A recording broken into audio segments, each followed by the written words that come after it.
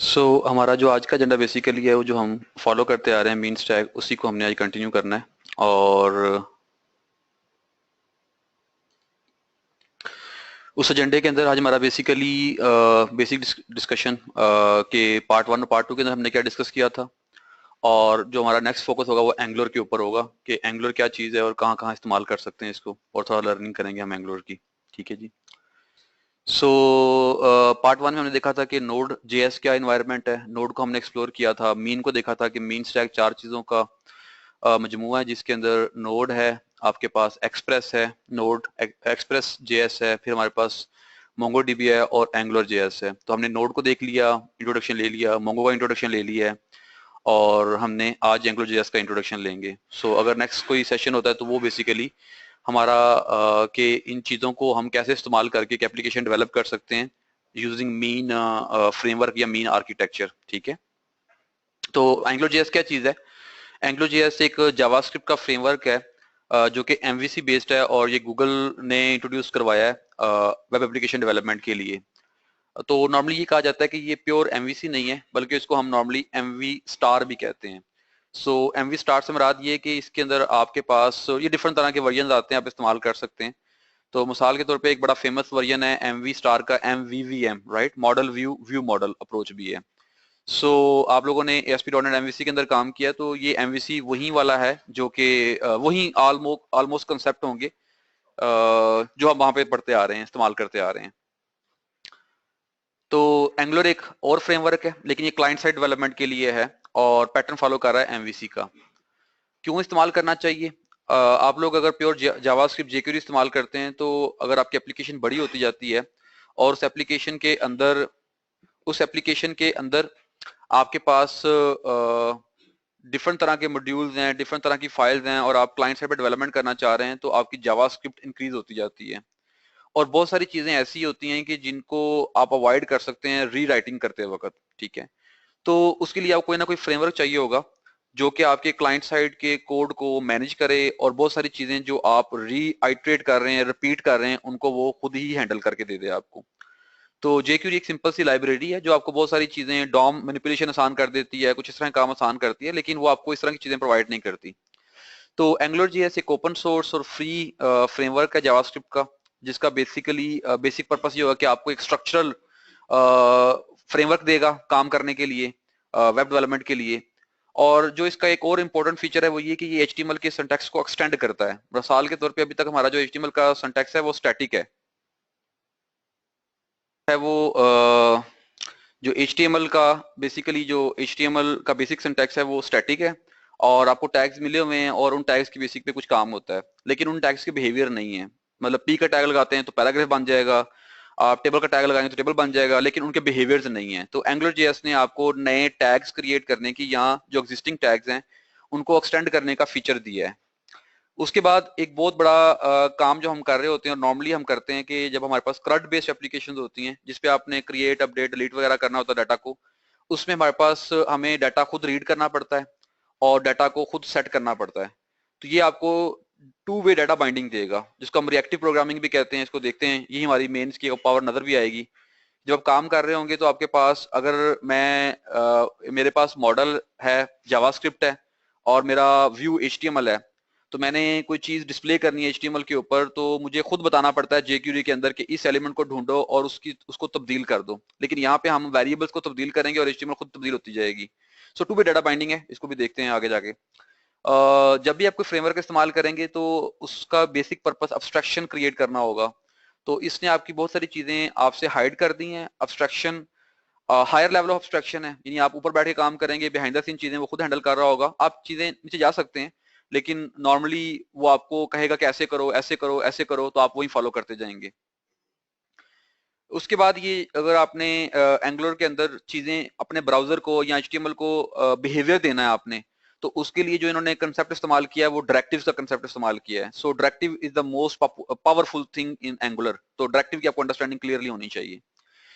उसके अलावा जो उन्होंने मजीद जो चीजें चल रही हैं, क्योंकि हम MVC फॉलो कर रहे हैं, तो सेपरेशन ऑफ कंसर्न की बात आएगी, मॉडुलरिटी की बात आएगी, चीजें आपकी मॉडुलर होंगी, एक्सटेंसिबिलिटी की बात आएगी, चीजें एग्जिस्ट करती हैं, आप उनको एक्सटेंड भी कर सकते हैं, मेंटेनेबिलिटी, आपकी चीजें बेटर मेंटेन होंगी।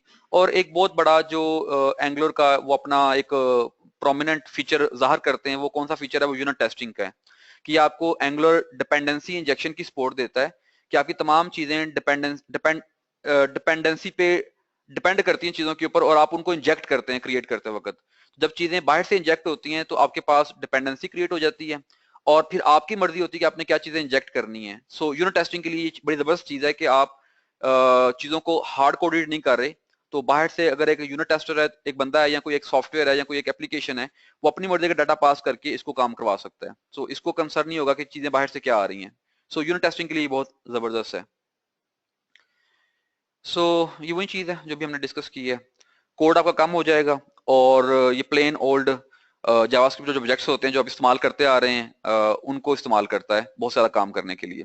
अच्छा, एंगुलर जेएस का जो स्टार्टअप हुआ था ये गूगल में हुआ था। दो डेवलपर थे जिन्होंने एंगुलर जेएस का जो फ्रेमवर्क है वो लिखा था अपने लिए। तो इन्होंने लिख के स्टार्ट कर दिया था। तो फिर इनके पास एक प्रोजेक्ट था जो कि लिखा हुआ था, और वो तकरीबन 6 महीने में डेवलप हुआ था, और उस पर तकरीबन 17,000 लाइन्स थी। तो इन्होंने वही प्रोजेक्ट जो है वो दो डेवलपर्स ने 7 दिनों में कंप्लीट किया, 1,000 लाइनों के साथ एंगुलर जेएस को इस्तेमाल करते हुए। जब उन्होंने ये चीज करके दिखाई तो फिर गूगल ने इस पे इन्वेस्टमेंट शुरू की, और फिर टीम बिल्डिंग की, और फिर उसको आगे बिल्ड किया।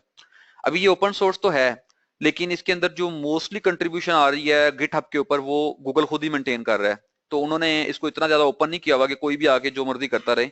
उन्होंने वो चीजें कंट्रोल रखी हुई है अपने इन्वायरमेंट में। तो आपको बहुत सारे कम लोग नजर आएंगे जो गूगल में जॉब नहीं कर रहे। तो या तो वो कर रहे थे, या इंटर्नी थे, या छोड़ गए थे। तो ये अभी तक फ्रेमवर्क जो है वो डेवलपमेंट वाइज गूगल के कंट्रोल में ही है, लेकिन ओपन सोर्स है। आप जाके इसका कोड वगैरह देख सकते हैं, अपनी एक नई ब्रांच क्रिएट कर सकते हैं, एंड सो ऑन। हमें कहाँ इस्तेमाल करना चाहिए इसे? So it's very straight forward कि जो भी आपकी एप्लीकेशंस करंट बेस्ड एप्लीकेशंस होंगी ना, अगर आपके जहन में है कि मेरी एप्लीकेशन में डाटा को आपने डाटा के साथ प्ले करना है, डाटा को दिखाना है, डिलीट करना है, अपडेट करना है, इस तरह की आपकी एप्लीकेशन है, तो आप एंगुलर इज वेरी गुड। लेकिन अगर आप कहीं जी मैंने इसके अंदर आप गेम डेवलप करनी है जिसके अंदर एनिमेशन करेक्टर्स होंगे और एनिमेशन चल रही होगी हाई फाई, और या आपने कोई जीयूआई का टूल बिल्ड करना है जिसके अंदर आप ड्रैग एंड ड्रॉप कर रहे हैं, सो वहां पे ये आपको इतनी ज्यादा हेल्प नहीं देगी। राइट, सो वहां पे बेहतर है कि आप जेक्यूरी पे चले जाएं या कोई और लाइब्रेरी पे चले जाएं जो कि डॉम के साथ आपको क्विकली करती है, मैनिपुलेशन करती है।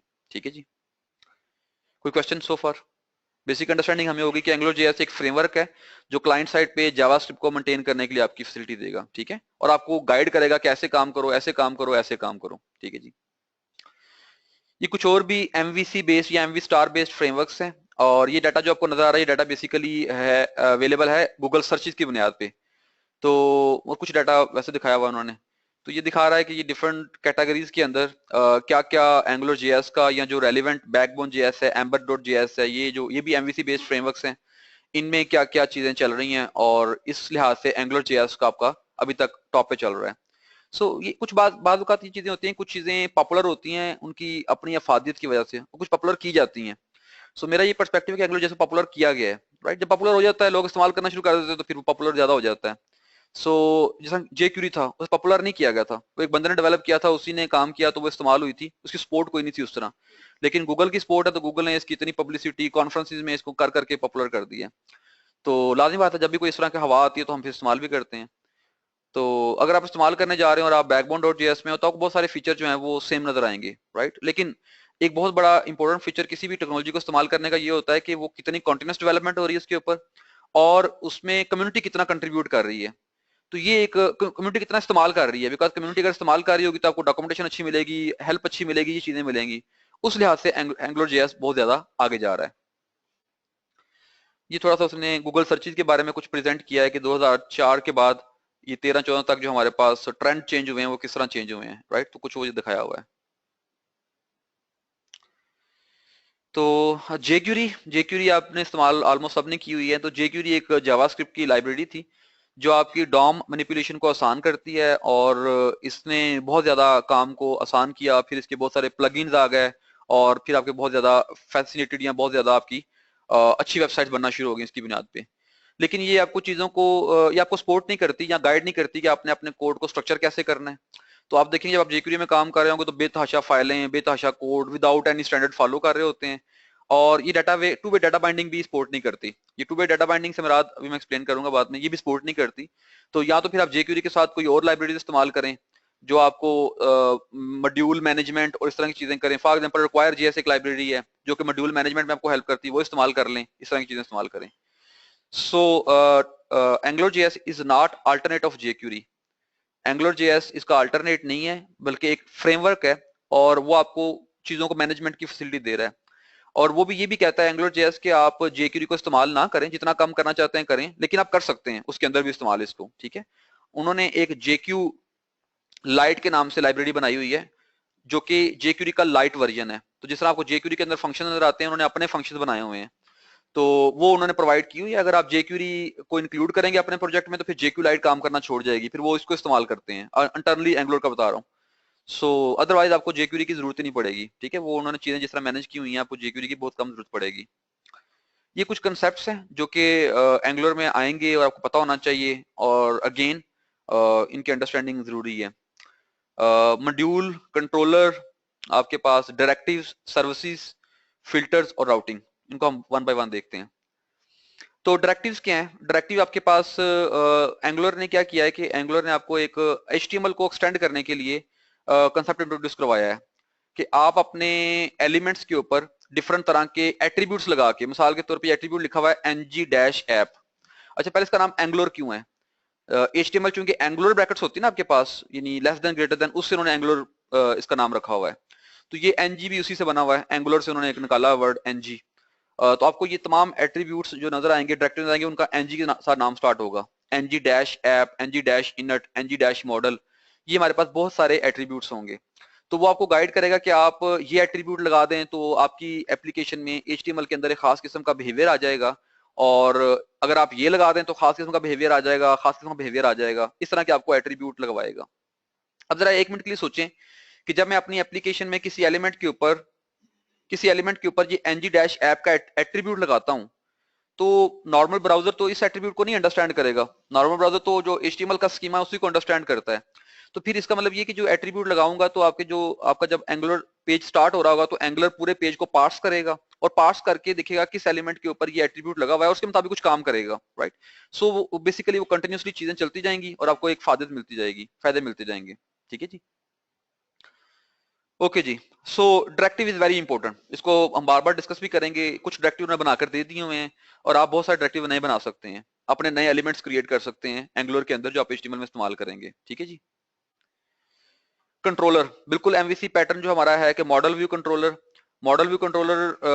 सब लोगों को मॉडल MVC का आइडिया है, बेसिक आइडिया MVC का, ठीक है। सो मैं MVC पे दोबारा नहीं रिपीट करता। सो MVC में जो कंट्रोलर होता है कि जहां पे आप जिसका बेसिकली रिक्वेस्ट को लैंड करवाना, और जहां पे रिक्वेस्ट लैंड करती है और आगे वो कम्युनिकेशन करता है मॉडल के साथ, या आगे से किसी चीज का कम्युनिकेशन करके आपका डाटा तैयार करके व्यू को दे देता है। तो ये हमारा बेसिकली कंट्रोलर का रिस्पॉन्सिबिलिटी होती है MVC पैटर्न के अंदर। तो यहाँ पे कंट्रोलर जावास्क्रिप्ट की क्लास होगी जो कि जिसकी रिस्पॉन्सिबिलिटी होगी कि जो हमारे इस तरह की जो फ्लो होगा उसको मैनेज कर रहा होगा, और ये किसी और सर्विस से बात करके डाटा लेकर व्यू को दे रहा होगा और व्यू उसके मुताबिक काम कर रहा होगा, ठीक है।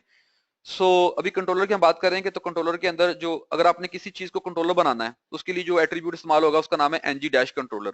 डायरेक्टिव जो है इसका ng-कंट्रोलर का डायरेक्टिव इस्तेमाल होगा, और कंट्रोलर के साथ एक चीज अटैच होती है $स्कोप, ठीक है। I will explain all these through demo, ठीक है। सो इससे परेशान ना होइएगा अगर कोई चीज समझ नहीं आ रही तो। मॉड्यूल्स क्या होंगे? आप इस तरह कह सकते हैं कि अगर आपकी एप्लीकेशन में, तो मैं इसको एक बड़े लेवल पे, जैसे हम डॉट नेट के अंदर एक सोल्यूशन बिल्ड नहीं करते या प्रोजेक्ट बिल्ड करते हैं, तो मैं इसको मॉड्यूल को प्रोजेक्ट कह लेता हूँ। तो आप अपना जो भी काम करना चाह रहे होंगे, आपने 5 कंट्रोलर बिल्ड करने हैं, 10 कंट्रोलर बिल्ड करने हैं, आपने अपने नए डायरेक्टिव बनाने हैं, वो किसी ना किसी मॉड्यूल के अंदर बनाएंगे, ठीक है। सो एंगुलर के अंदर आप पहले मॉड्यूल क्रिएट करते हैं, राइट। उसका सिंटैक्स ये लिखा हुआ है एंगुलर डॉट मॉड्यूल, कोई नाम देते हैं उसको, और ये मॉड्यूल किन किन चीजों पर डिपेंड करता है वो आप बताते हैं स्क्वायर ब्रैकेट्स के अंदर। तो आपके पास एक मॉड्यूल क्रिएट हो जाता है। तो एक कीवर्ड है बाय डिफॉल्ट आपको मिलेगा एंगुलर के नाम से, ठीक है।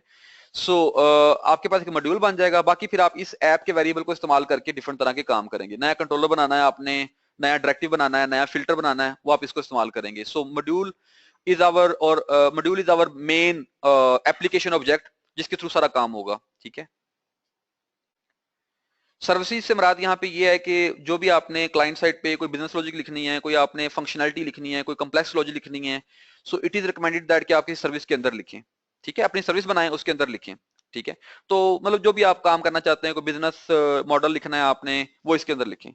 तो कहने का मतलब है कंट्रोलर के अंदर आपने कोई बिजनेस लॉजिक नहीं लिखनी, कंट्रोलर के अंदर आपने कोई भी कम्प्लेक्स लॉजिक नहीं लिखनी, वो आपने लॉजिक लिखनी है सर्विस के अंदर और फिर आप उसको इस्तेमाल करें। सो हम we can call it our business logic, बैल वगैरह हम कह सकते हैं इसको, अगर कहना चाहते हैं आप। तो कुछ आपको सर्विसेज बना के दे दी उन्होंने, मिसाल के तौर पे कुछ तकरीबन 30 के करीब सर्विसेज हैं जो बनी हुई हैं। मिसाल के तौर पे एक सर्विस है जिसका नाम $HTTP, तो आप गैस कर सकते हैं इस सर्विस से क्या हो रहा होगा कि जो भी आपने HTTP से रिलेटेड एक्टिविटीज करनी है, आपने कोई गेट की रिक्वेस्ट भेजनी है और आपने पोस्ट की रिक्वेस्ट भेजनी है, वो सारी की सारी आप इसके जरिए करेंगे।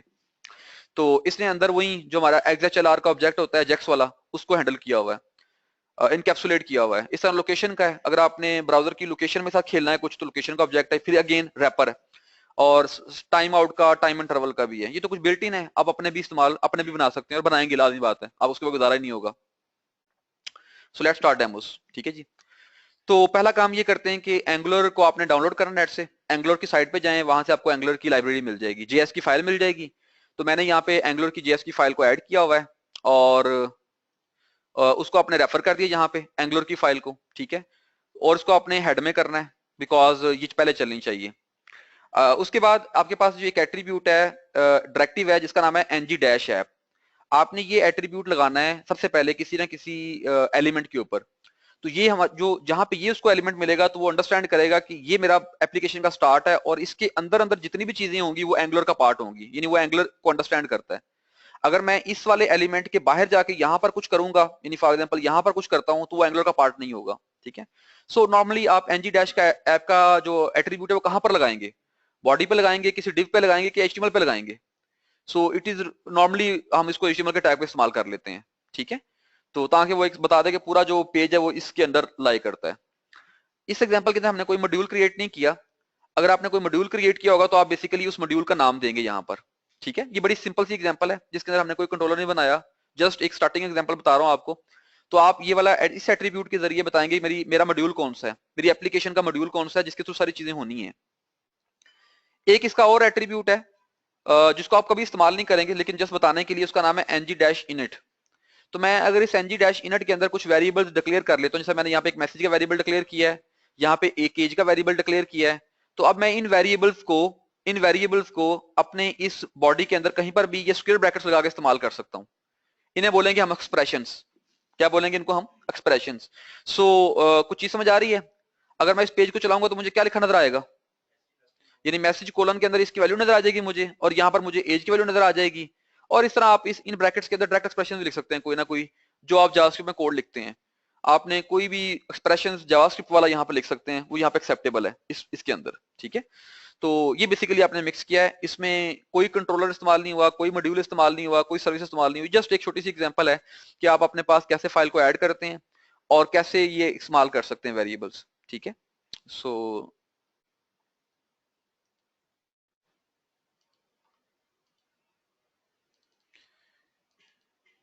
तो ये मेरे पास उसकी आउटपुट आ गई है जो मैं आपको पेज दिखा रहा था अभी। ठीक है, ओके जी। नेक्स्ट देखते हैं। अब इस एग्जांपल के अंदर हमने थोड़ा सा काम ये किया है कि हमने अपने जावास्क्रिप्ट के अंदर आके अपने पास यहाँ पर एक मॉड्यूल क्रिएट किया है और हमने कहा है कि ये हमारा कोड इस तरह स्टार्ट हुआ करेगा। सबसे पहले आपको ये angular keyword by default available है बिकॉज आपने ये फाइल रेफर की है। तो आप एंगुलर डॉट मॉड्यूल के जरिए एक मॉड्यूल क्रिएट करेंगे और उस मॉड्यूल के साथ आप बताएंगे कि मेरे पास इसके ऊपर चीजें कौन कौन, ये किन किन पे डिपेंडेंट है। सो मैंने कहा ये किसी पे डिपेंडेंट नहीं है, मैंने खाली ब्रैकेट्स छोड़ दी। अगर मैं ये मैं कोमा और ये चीज ना प्रोवाइड करूं यहाँ पर, इसका मतलब ये होगा कि आप मॉड्यूल बना हुआ था उसको गेट कर रहे हैं, right. So if I use angular dot module और खाली नाम देता हूं, इसका मतलब ये कि मैंने मॉड्यूल बना लिया हुआ है, अब मैं उसको गेट कर रहा हूं, उसको इस्तेमाल करना चाह रहा हूं। If you want to create तो आपने कोमा लगा के ये डिपेंडेंसीज बतानी है, ये इसका मतलब बड़ा क्लियर होना चाहिए। अब ये मॉड्यूल बन गया, ये मेरे पास वेरिएबल के अंदर आ गया। अब मैंने इस वेरिएबल के जरिए कंट्रोलर ऐड करने हैं। तो कंट्रोलर का सिंटैक्स क्या है कि आप कहेंगे ऐप डॉट कंट्रोलर, कोई कंट्रोलर को नाम देंगे, ठीक है, जिस तरह हम एमवीसी के अंदर कंट्रोलर बनाते हैं, और आगे आपने अपना फंक्शन देना है जो कि इस कंट्रोलर को रिप्रेजेंट कर रहा है। तो यहाँ पे जावास्क्रिप्ट में या एंगुलर के अंदर कंट्रोलर इज अ फंक्शन। ठीक है जी, तो टेस्ट कंट्रोलर हमारा एक फंक्शन है जो ये मैंने बना दिया है, और इस टेस्ट फंक्शन के अंदर मैंने एक वेरिएबल यहाँ पे डिक्लेयर किया डॉलर स्कोप का। ये जो डॉलर स्कोप है इस कंट्रोलर के साथ अटैच हो गया है। अब इसका मतलब क्या है ये भी एक्सप्लेन करता हूँ मैं आपको। उसके बाद मैंने डॉलर स्कोप के अंदर आके कुछ चीजें, कुछ इसके अंदर एट्रीब्यूट ऐड किए हैं, एक मैसेज का एट्रीब्यूट ऐड किया है, एक नेम का एट्रीब्यूट ऐड किया है, और ये मेरा एक कंट्रोलर बन गया। जब ये प्रोजेक्ट, ये वाला फाइल लोड होगी, मैंने इसको हेड में किया हुआ है, ये चीज चल जाएगी, सब कुछ रेडी हो जाएगा। और आपने ऊपर क्या मेंशन किया हुआ जी, ng डैश ऐप। जो ही आपका ये पेज क्लाइंट साइड पे लोड होगा और इसका डॉम रेडी होगा, तो एंगुलर अपना काम स्टार्ट कर देगा। एंगुलर क्या काम स्टार्ट करेगा, वो ऊपर जाएगा, इस पेज को पढ़ना शुरू करेगा, वो देखेगा कहां पे ng डैश ऐप का एट्रीब्यूट मेंशन है। तो जहां पर उसको ये ng डैश ऐप का एट्रीब्यूट देखेगा तो कहेगा हाँ जी ये नाम मेंशन है, तो वो अपनी लिस्ट के अंदर से जाके देखेगा मेरे पास बीएस मॉड्यूल किस चीज को रेफर कर रहा है और उस बीएस मॉड्यूल के अंदर क्या क्या चीजें अवेलेबल हैं। तो भी आपने कंट्रोलर डाला, वैसे कंट्रोलर मिल जाएगा, राइट। इस तरह वो कंटिन्यूसली करता हुआ आगे बढ़ेगा और इसके जितने भी चिल्ड्रन है HTML के, वो सारे के सारे पार्ट्स करता करता पहुंचेगा। अब जहां पर भी आपने ये कंट्रोलर इस्तेमाल करना है तो आपको ng डैश कंट्रोलर का एट्रीब्यूट लगाना पड़ेगा। तो यहां पर मैंने एक डिव के ऊपर ng डैश कंट्रोलर का एट्रीब्यूट लगाया और उसको नाम दे दिया टेस्ट कंट्रोलर। अब इसका मतलब ये कि मैं इस डिव के अंदर अंदर कहीं पर भी इन वेरिएबल्स को इस्तेमाल कर सकता हूं जो मैंने इसके स्कोप में डाले थे, राइट। सो मैंने बेसिकली ये एक स्कोप क्रिएट किया है और जो मैंने चीजें डॉलर स्कोप के अंदर डाली होंगी वो चीजें मैं यहां पर इस्तेमाल कर सकता हूं। तो आपको खुद कुछ नहीं कहना कि भाई ये करो, जो चीजें आपने स्कोप में डाल दी वो यहाँ पर इसके अंदर बाय डिफॉल्ट विजिबल हो गई हैं।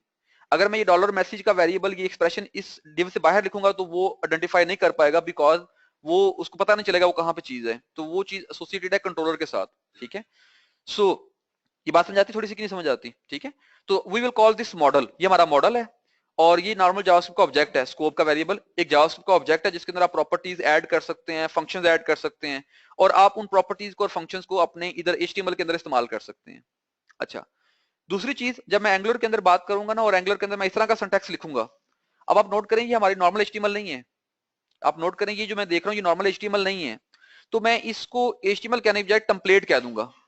तो मैंने बेसिकली एक टेम्पलेट क्रिएट किया है जो कि इन चीजों में डिपेंडेंट है। तो जब मेरे पास एंगुलर पढ़ रहा होगा, सारा कुछ पढ़ रहा होगा, तो वो देख लेगा बेसिकली कि भाई मेरे पास जो भी चीजें थी, ये कंट्रोलर है उसके अंदर मैंने ये टेम्पलेट लिखा हुआ है और मैंने इन चीजों को वैल्यूज के साथ रिप्लेस करना है। तो वो behind the scene watcher create कर लेता है, वॉचर्स वेरिएबल वॉचर लगा लेता है जो कि इनको ट्रैक करना शुरू कर देते हैं। तो जो जो आपने एक्सप्रेशन इस तरह लिखी हुई है इनके अगेंस्ट वॉचर लग जाएगा। अब जब भी आप अपने कोड में कहीं पर भी मैसेज को तब्दील करेंगे इधर जावास्क्रिप्ट में, तो ये वाला वेरिएबल ऑटोमेटिकली तब्दील हो जाएगा। That is the two way binding, ठीक है। मैं यहां पर तब्दील करूंगा इनको कहीं पर भी, तो ये वाला वेरिएबल ऑटोमेटिकली यहाँ पे HTML में तब्दील होता जाएगा, ठीक है। ओके, कोई क्वेश्चन इसके अंदर? ठीक है जी, okay. Just like variables, just like variables, ये ऑब्जेक्ट भी हो सकते हैं, फंक्शन भी हो सकते हैं, आप उनको इस्तेमाल भी कर सकते हैं यहाँ पे। तो ये मेरे पास जो ये नॉर्मल वेरिएबल हैं और इन वेरिएबल को मैंने यहाँ पे इस्तेमाल किया है, ठीक है। ठीक है जी, ये डेमो 2 है। तो ये कोड जो मैंने आपको भी दिखाया कोड, ये कोड उसका ये वाला है और इसको अगर मैं चलाता हूँ पेज को, तो वो उसने ऑटोमेटिकली पूरा पेज पार्स किया, उसने कंट्रोलर को ढूंढा, कंट्रोलर की डिव के साथ बाइंडिंग की, स्कोप बिल्ड किया, स्कोप से वेरिएबल पकड़ के यहाँ पे डिस्प्ले कर दिए। ठीक है जी, क्लियर? ओके जी। सो आप नोट करें, मैं जो चीज कहना चाह रहा था कि अगर आप jQuery में काम करते आ रहे हैं तो आपको एक चीज का आइडिया होगा कि jQuery में काम करते वक्त आप एलिमेंट्स को ढूंढते हैं और उस एलिमेंट में चीजें रखवाते हैं। यहाँ पे इस तरह ही होगा, आपने जो भी चीज तब्दील करनी है आपने जावास्क्रिप्ट में तब्दीली करनी है और उस तब्दीली को रिफ्लेक्ट करने का काम वो एंगुलर खुद हैंडल करेगा। उसके लिए उसने वॉचर लगा दिए होंगे, वो खुद ब खुद यहाँ से चीज को लेकर यहाँ पे तब्दील कर देगा।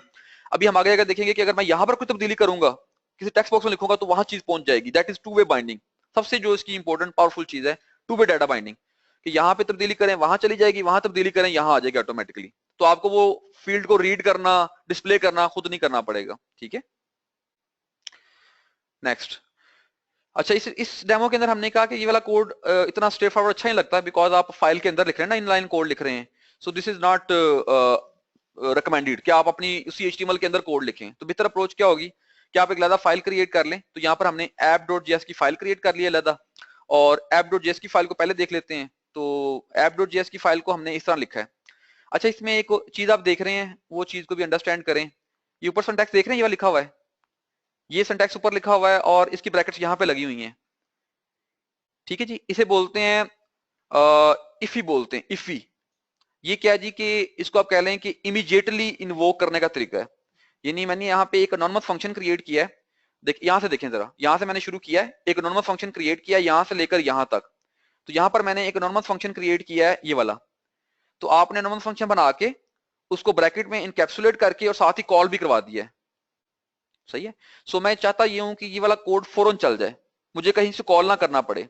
तो मैं एक तरीका ये था कि ये काम ना करता, फंक्शन ना लिखता और ये लाइन लिख देता, राइट। ये कोड लिखता तो ऑटोमेटिकली ओपन कोड होता, चल जाता, जिस तरह यहाँ पे किया हमने। ये कोड ओपन है ना आपका, ये ओपन पड़ा हुआ है, ये मैंने अभी कोड दिखाया आपको, ये वाला कोड, ये कोड ओपन पड़ा हुआ है, ये खुद ही चल जाएगा, मुझे कॉल नहीं करना पड़ रहा।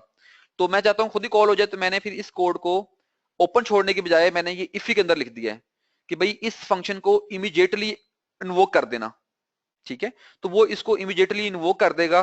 उसका सिंटैक्स ये है कि आप एक सारा कोड अपना फंक्शन के अंदर लिखें और उसको स्क्वायर ये ब्रैकेट्स के अंदर इनकैप्सुलेट करें और बाद में ये कॉलिंग की ब्रैकेट्स लगा दें। तो इस कोड से ये कोड चल जाएगा। कोड हमने वही लिखा है, एक मॉड्यूल क्रिएट किया है, एक कंट्रोलर उसके अंदर ऐड किया है, और कंट्रोलर ऐड करने के साथ हमने फंक्शन दिया है, because controller is a function. तो फंक्शन दिया है, उसमें स्कोप का वेरिएबल डिक्लेयर किया है और स्कोप को अपनी चीजें असाइन करना शुरू कर दी है।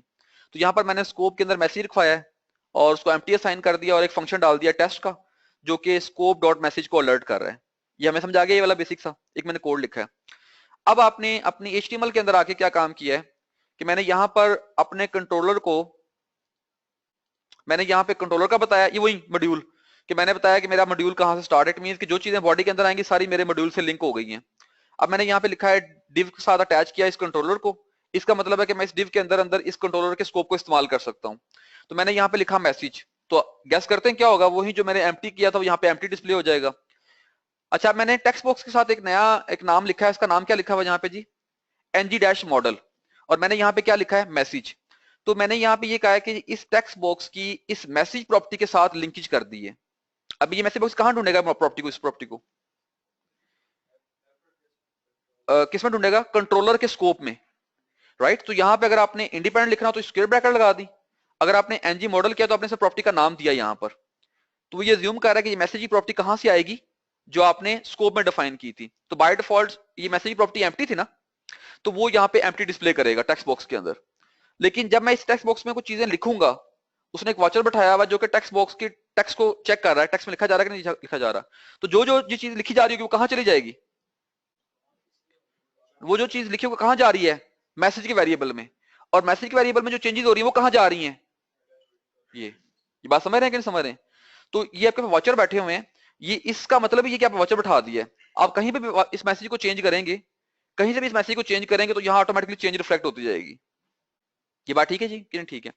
सो अभी मैंने अपने टेक्स्ट बॉक्स की वैल्यू को एक वेरिएबल के साथ बाइंड कर दिया है और मैंने खुद कुछ नहीं किया, मैंने खुद कुछ नहीं लिखा कि वैल्यू गेट करो वहां रखवाओ, वो ऑटोमेटिकली दोनों लिंकेज है, बीच में चेक कर रहा है कि जहां जब भी तब्दीली होगी वो यहाँ पे इसको चेंज कर देगा। अगर मैं कोडिंग के अंदर मैसेज को तब्दील करूंगा क्या इसको इफेक्ट होगा, अगर मैं अपनी कोडिंग के अंदर यहां पर जाके कहीं पर किसी फंक्शन के अंदर मैसेज को चेंज करता हूं क्या इसको इफेक्ट होगा, होगा, बिकॉज मैंने क्या कहा था, टू वे डाटा बाइंडिंग। अगर आप यहाँ पे टेक्स्ट बॉक्स में कुछ चेंजेस कर रहे हैं तो मैसेज इफेक्ट हो रहा है, वहां मैसेज को छेड़ेंगे तो ये टेक्स्ट बॉक्स इफेक्ट होगा जहां जहां मैसेज को इस्तेमाल किया होगा आपने, राइट। सो फायदा समझ आ रहा है आपको यहाँ तक नहीं समझ आ रहा, तो ये वो भी आ रहा है, बिल्कुल दोनों साइड से टू वे डाटा बाइंडिंग है। तो अगर आपने आप मैसेज देखें इधर इस्तेमाल किया, यहाँ इस्तेमाल किया, कहीं और भी इस्तेमाल किया, आपको खुद मैनेज नहीं करना पड़ रहा, ठीक। हाँ हाँ बिल्कुल बिल्कुल, जो भी लिखे वेरिएबल सेट हो रहा है आपको वहां पे, ठीक है। अच्छा जी, यहाँ पर आपने एक और हमारा डायरेक्टिव जिसका नाम है ng-click। ng-click का डायरेक्टिव क्या करता है कि आपने बटन के साथ क्लिक का फंक्शन अटैच करना हो, तो आप कह रहे हैं कि जब ये बटन क्लिक हो तो ये वाला फंक्शन कॉल कर दो। अब ये फंक्शन कहाँ ढूंढेगा इस फंक्शन को, स्कोप के अंदर, राइट। उस कंट्रोलर के, इस टेक्स्ट कंट्रोलर के स्कोप के अंदर देखेगा कि ये फंक्शन है कि नहीं है, उसे कॉल कर देगा, ठीक है। और यहाँ पर हमने एक ये तो था ना टेक्स्ट बॉक्सेस हैं, इनमें मॉडल कंसेप्ट है, यानी यहाँ पे टेक्स्ट बॉक्सेस में आप चीज लिखते हैं वहां जाती है, वहां करते हैं यहाँ आती है। अगर आपने किसी स्पैन के ऊपर, जिसमें मैंने यहाँ पे H1 के अंदर चीज दिखाई है, अगर आपने किसी और एक इसी तरह का एक तरीका और है, वो से बोलते हैं ng-bind, दोनों सेम है। अगर मैं इस तरह लिखूंगा तो चीज यहाँ पे रिप्लेस हो जाएगी, अगर मैं ng-bind इस्तेमाल करूंगा और प्रॉपर्टी का नाम दूंगा तो जो चीज इसकी वैल्यू होगी वो भी इधर लिखी जाएगी, इसके अंदर लिखी जाएगी यहाँ पे। सो बोथ आर सेम, ठीक है। सो आपने अपने वेरिएबल को इस स्पैन के साथ बाइंड कर दिया, लेकिन अब चूंकि स्पैन एक रीड ओनली चीज होती है, यहाँ पे चेंजेस करेंगे तो वहां नहीं जाएंगी, ठीक है, ये ख्याल रखना हमने यहाँ पे। ये बात आगे समझ, ठीक है, इसको टेस्ट कर लें थोड़ा सा।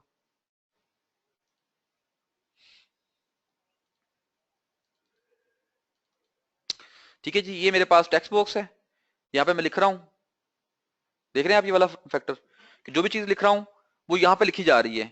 तो जस्ट एक सेकंड के लिए, थोड़ी देर के लिए सोचेंगे हो क्या रहा है। जब मैं यहाँ पे लिख रहा हूँ तो क्या हो रहा है, कोई आप मैं बताना चाहे?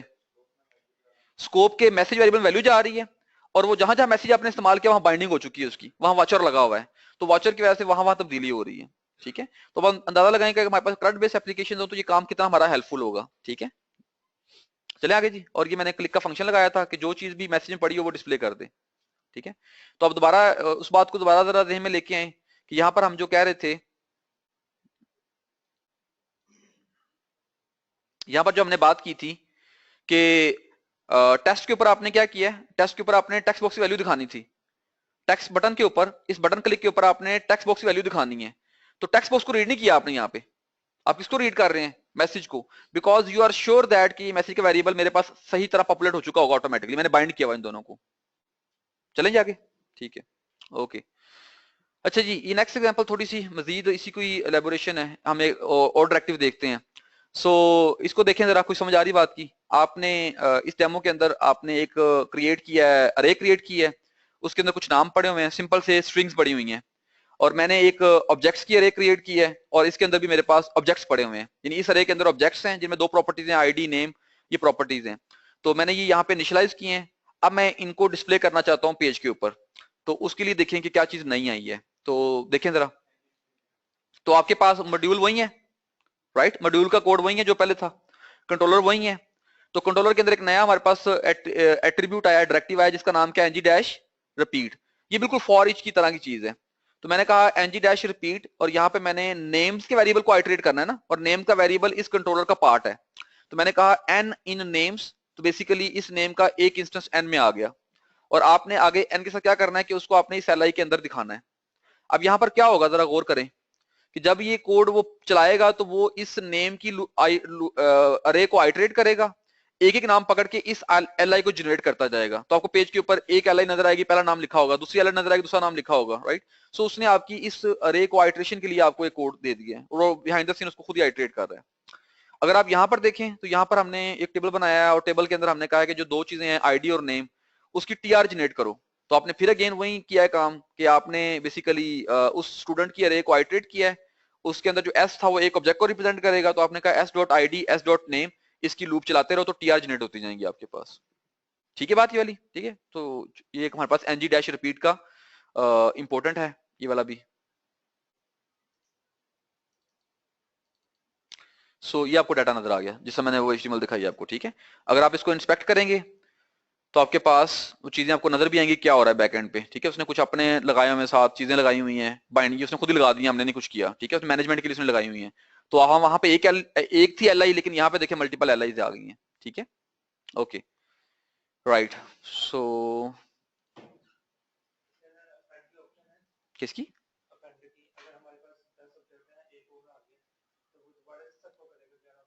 ऑटोमेटिकली कर देगा, आप वहां पे चेंज करेंगे जब स्टूडेंट को, तो यहाँ पे रिपीट ऑटोमेटिकली हो जाएगा, दोबारा रेंडर करेगा। नहीं वो ऐसा नहीं करेगा, नेक्स्ट एलिमेंट नहीं करेगा। इसके अंदर फंक्शंस अवेलेबल हैं जिनको देख सकते हैं कि जिसके थ्रू आप कहेंगे सिर्फ नेक्स्ट वाला एलिमेंट डिपेंड करे, लेकिन वो खुद नहीं करेगा, ठीक है। अच्छा, इसके अलावा इसके बाद हमारे पास एक और चीज है जो कि एंगुलर के अंदर बड़ी इंपॉर्टेंट क्या कहना चाहिए, ये कुछ आपको आसानियां प्रोवाइड करने के लिए इस्तेमाल होती है। उन्हें हम कहते हैं एंगुलर जेएस फिल्टर्स कहते हैं। आपके पास कुछ फिल्टर्स बने हुए हैं, और फिल्टर का मतलब है कुछ फंक्शनलिटीज परफॉर्म करना, ठीक है। तो ये कुछ बाय डिफॉल्ट फिल्टर्स हैं, करेंसी, डेट, फिल्टर का खुद वेरिएबल भी है, JSON, limit to, lower case, number, order by upper case. आप इन फिल्टर्स को इस्तेमाल करके कुछ चीजों को परफॉर्म कर सकते हैं। तो चलें इसको डेमो देखते हैं। मिसाल के तौर पे ये वाली एग्जांपल देखें, इसके अंदर आपने एक ऐप क्रिएट किया है, कंट्रोलर क्रिएट किया, और आपने स्कोप के अंदर ये कुछ एट्रीब्यूट्स हैं, नेम का, एम्प्लॉय काउंट का, प्राइस का, और आपने एक स्टूडेंट का ऑब्जेक्ट रखवा दिया इसके अंदर, ठीक है। मैंने एक स्टूडेंट का ऑब्जेक्ट रखवा दिया है अपने स्कोप के अंदर, और कुछ एट्रीब्यूट्स रखवा दिए हैं। अब ये जो अकाउंट है, ये एक नंबर है, प्राइस एक ये वाली चीज है। आप चाहते हैं कि जब मैं इसको डिस्प्ले करूं तो मैं कुछ फॉर्मेटिंग कर लूं इसके साथ, तो आप ये अपने एक्सप्रेशन के अंदर ये साइन यूज करके, पाइप साइन यूज करके, साथ ये डिफरेंट तरह जो फिल्टर बताएं ये इस्तेमाल कर सकते हैं, ठीक है। ये filter basically behind the scene functions ही हैं। तो जैसे मैंने अपर केस का फिल्टर इस्तेमाल किया, तो मुझे क्या डिस्प्ले होगा, यहाँ पे नेम अपर केस में डिस्प्ले हो जाएगा, लोअर केस में ये नेम लोअर केस में आ जाएगा। अगर आप करेंसी का फिल्टर इस्तेमाल कर रहे हैं तो ये प्राइस को कॉमा सेपरेट कर देगा डिस्प्ले करने के लिए, नंबर में भी कॉमा सेपरेट लगा देगा, करेंसी में डॉलर का साइन साथ लगा देगा। और अगर मैंने कहा स्टूडेंट के ऑब्जेक्ट को जेसॉन का कह दिया, अब ये तो ऑब्जेक्ट है ना, तो अगर मैं इसको डिस्प्ले करूंगा सिंपल, तो वो और तरह डिस्प्ले करेगा। अगर मैंने साथ जेसॉन कह दिया तो वो ऑटोमेटिकली इस ऑब्जेक्ट को जेसॉन में कन्वर्ट करेगा और जेसॉन में डिस्प्ले कर देगा। ठीक है, तो ये हमारे पास ये फिल्टर कुछ अवेलेबल हैं, इनको थोड़ा सा देख लेते हैं कि ये क्या करते हैं। तो ये वही डाटा देखें, अपर केस आ गया, लोअर केस आ गया, करेंसी से क्या हुआ, नंबर का लगाया फिल्टर तो क्या हुआ, और जेसॉन में वो चीज कैसे जेसॉन में कन्वर्ट हो गई। ठीक है,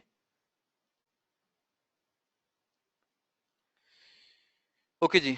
सो इसको देखें आप जरा, इसके अंदर हमने ये कहा है कि हमारे पास डाटा आ रहा है और उस डाटा के अंदर वही अरे या पुरानी वाली अरे जो मैंने दिखाई थी आपको, और यहाँ पे वही रिपीट है जिसके अंदर मैं इस डाटा को रिपीट कर रहा हूँ। लेकिन अब मैं डाटा के साथ एक फिल्टर भी लगा रहा हूँ, ये पाइप से लगा के फिल्टर लगा रहा हूँ। तो यहाँ पर मैंने क्या लिखा है, मैंने लिखा ऑर्डर बाय नेम। तो यहाँ पर मैं ये कह रहा हूँ कि जो मेरे पास ये स्टूडेंट की अरे है, इसको आइट्रेट तो करो, लेकिन आइट्रेशन से पहले इसको ऑर्डर बाय कर लो उस जो इसके अंदर नेम की प्रॉपर्टी है। तो इसके अंदर एक नेम की प्रॉपर्टी, उससे इसको ऑर्डर बाय कर लो और ये बाय डिफॉल्ट असेंडिंग कर देगा। ठीक है, अगर आपने डिसेंडिंग करना हो उसका भी फंक्शन अवेलेबल है। तो ये आपको इस डाटा को बाय डिफॉल्ट असेंडिंग कर देगा और फिर आप इसको डिस्प्ले करेगा चीज को डिस्प्ले करने से पहले। ठीक है, तो आपका फंक्शन ये वाला अवेलेबल है।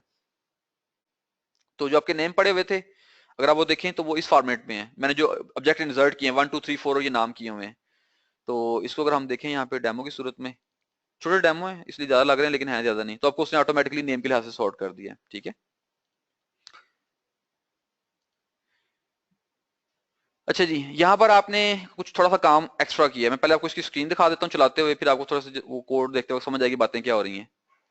तो यहाँ पर मैंने एक डेमो में क्या किया है कि ये डाटा नजर आ रहा है आपको, और मैंने ऊपर एक ड्रॉप डाउन लगाया है। मैं ड्रॉप डाउन के अंदर से वैल्यू चेंज करता हूँ तो वो ऑटोमेटिकली उसके लिहाज सॉर्टिंग कर देता है। नोट कर रहे हैं आप चीज वाली, कि मैंने आईडी चेक किया तो आईडी के लिहाज सॉर्टिंग हो गई, नेम किया तो नेम के लिहाज सॉर्टिंग हो गई। अब अगर आपने इसको जेक्यूरी में करना होता तो आप इसका चेंज का इवेंट हैंडल करते, वैल्यू रीड करते, डाटा को सॉर्ट करते, सारा कुछ करते, लेकिन यहाँ पर ये काम किस तरह हो जाएगा। अब इसको हम सॉल्व करने की कोशिश करते हैं, इसलिए मैंने वो पहले बंद कर दिया ताकि अब हम इसको सोचें चीजों को। तो इसको पहले कोड को देखते हैं। कोड में मसला है आप लोगों को, इस कोड में को मसला है, एक सिंपल सी अरे है, एक वेरिएबल लिया है जिसके अंदर मैंने सॉर्ट ऑर्डर रखा हुआ है, और सॉर्ट ऑर्डर के अंदर मैंने अपना आईडी रख दिया है, एक वेरिएबल के अंदर मैंने आईडी स्टोर कर दिया है। अब जरा ये नीचे वाला कोड पहले देखें। इस कोड में क्या किया है, मैंने यहाँ पे लिखा है एस इन डॉट स्टूडेंट्स, और आगे मैंने क्या लिखा ऑर्डर बाय, और यहाँ पे मैंने वेरिएबल का नाम लिखा है। तो एक नोट करें फर्क क्या है इस वाले के अंदर, इस वाले के अंदर फर्क क्या है दोनों में। यहाँ पे देखें क्या लिखा हुआ है, कोट्स।